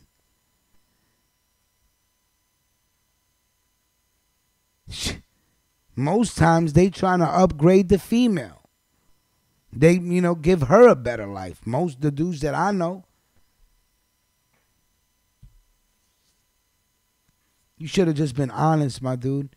Instead of taking the sneakers, taking the food, taking the time, and then when she realizes that you're a piece of shit, you steal her fucking underwear, my dude. You steal her underwear. Like, how much of a cornball can you be? I smelling this woman's underwear on the live. Like, do you know how cringeworthy, embarrassing that is? Like, it's embarrassed to see shit like that. And just when you think that your stupid ass can't get any more pathetic, here you go with a fucking live, drinking tequila out of a water bottle, talking about, yo, nobody want to donate, not even a PayPal to hear this story. Man, fuck you and your story, dummy. Ain't nobody want to hear that shit, sir. We already know the story. You broke, you a bum, she made a terrible error in judgment, woke up before it was too late, and got the fuck out of Dodge. You got mad, spilled your feelings on the fucking social media. She blocked you in every form whatsoever and went on Star and let everybody know how much of a piece of shit that we already know that you are. End the story, sir. Nobody's gonna donate to that shit. Sitting there talking about you got better things to do than eat than be here, like eat Chinese food. Like, you actually proud of that shit. That's what I'm saying. You're delusional. Stop drinking. Take a fucking break. Wake up. Get the cobwebs out of your head. Refocus. Regroup. Get a better team behind you. And Kevin's corner, I'm sure there's a lot of people out there that would be behind Kevin's corner. Of course you're going to have the fucking haters come in. It's too late. Like I said, 80 people in the room yesterday, 71 of them were there to shit on you. It was fucking hilarious. The best part of it, if anybody watched the whole thing, was are you a fucking moron? Are you a dweeb? Don't HBN1 or HBN2. Don't fucking ask me that shit again. Then let me just block you. I mean, he was getting all in his feelings, blocking people. But then again, as you should.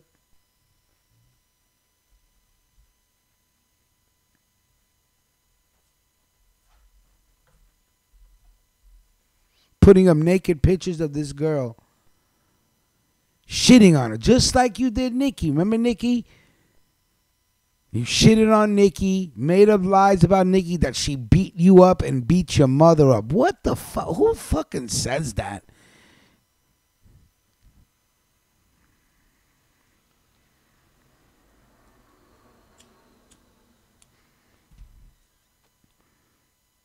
I just couldn't get over the fact that you were sitting there last night asking for money. For what? When people were telling you to say, go ahead, mention Star's name if you're so angry. Have that energy towards Star. You ain't want to say nothing. But you'll shit on Natalie every chance you get. And that is why you're a coward, dude, because you will never stand up for yourself. You will never stand up to those that use you and shit on you, but you'll shit on a woman real fucking quick. Real quick. If you were that fucking inebriated or too fucking dumb to know why you were on that morning show platform and what purpose you served, is why you're a fucking idiot. You should have known why you were there and used it to your advantage.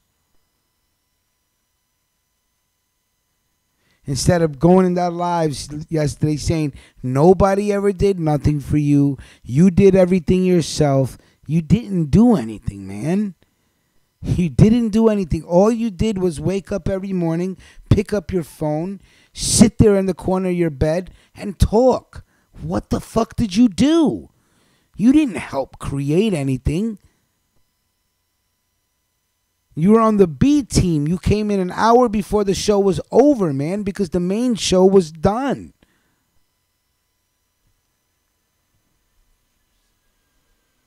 You're on Queen's Flip talking about Queen's Flip.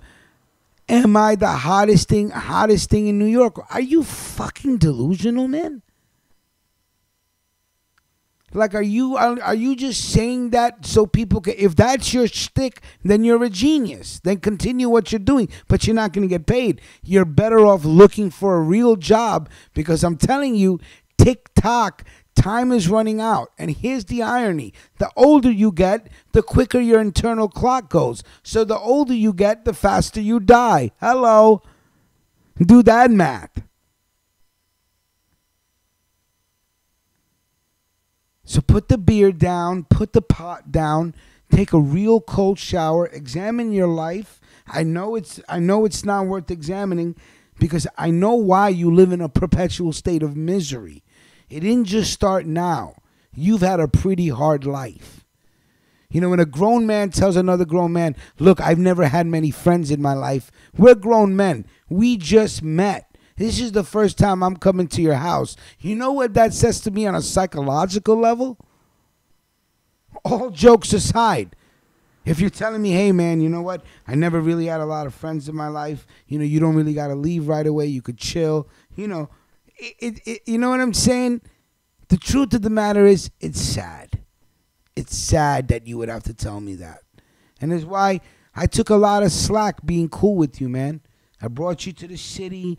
I showed you where to get the hats. I brought you to the embroider. Showed you how to do it. You got your hats, Stone in Motion, all your stuff. Good for you, man. You know? But your misery, instead of seeing, hey, this dude drove me to the city, lights me up. Then he was, yo, sell me weed. Sold him weed at a discount because he's broke. Still. So no matter how much I help you, send you money for all the sales, even though you're not paying for the production, even though you're not putting on postage, giving you 10% of all gross income, gross, not net, gross, I ate the charges, gave you gross. You still found the reason to talk shit about me. That's how I know you're a miserable soul. So seeing you there yesterday in that sunken place, you best believe I was sitting this morning smiling. Absolutely. Because I did nothing for you to be there. You did everything for you to be there. I'm simply just going to observe a fake-ass perpetrator, a fraud, just sit there and actually ask people for money so you will take your shot. You're not there yet, Kevin.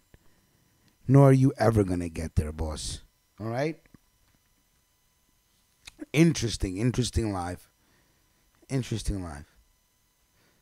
Let's play this last song dedicated to Jaquan's, what should we call it? Jaquan's boo? Boo boo? We'll be right back.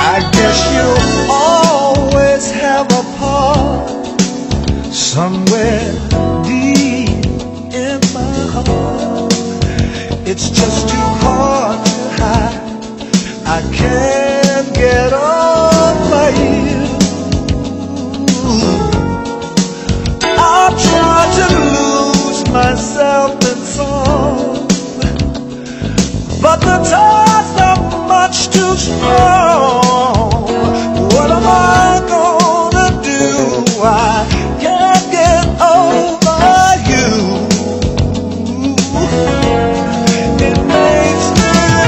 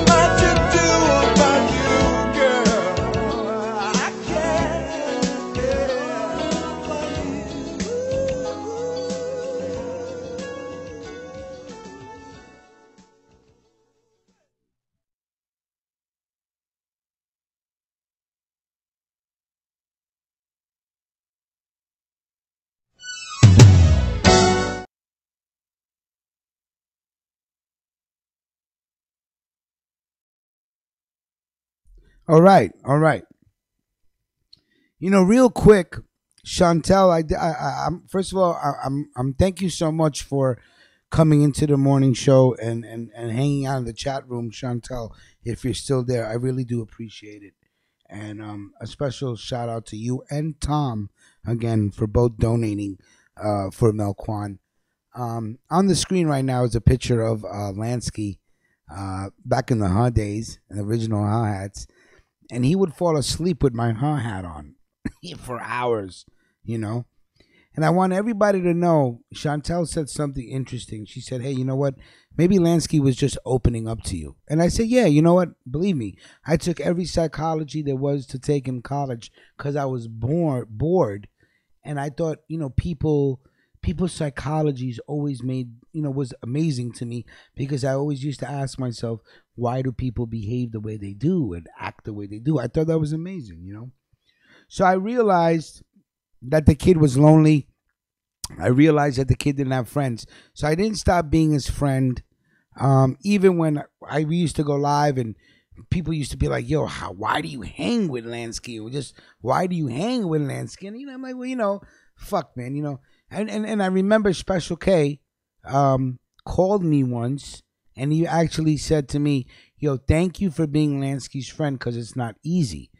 And I say, yeah, I know what you mean. Sometimes it's not easy being somebody's friend because their nature is just so fucking. You're just like, but you're like, you know what? Fuck it, you don't got too many friends. And that's the reason why. It's because of their nature.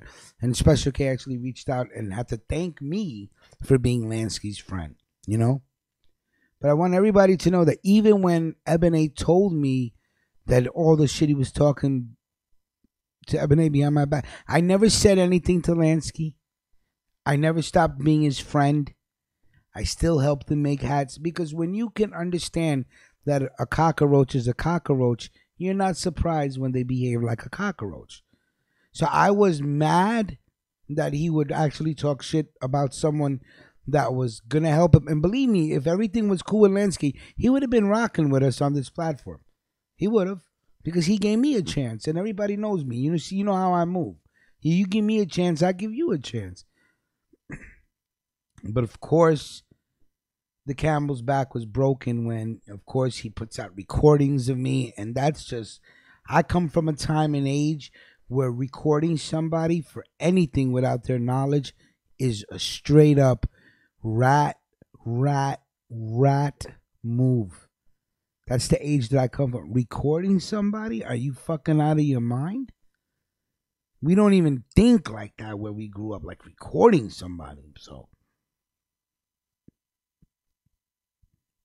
obviously we got into an argument on Star's show, and he's like, Rich, okay, everybody stay tuned. And as soon as the show is over, he starts putting out recordings of me, Fugazi. And of course, it backfired on him.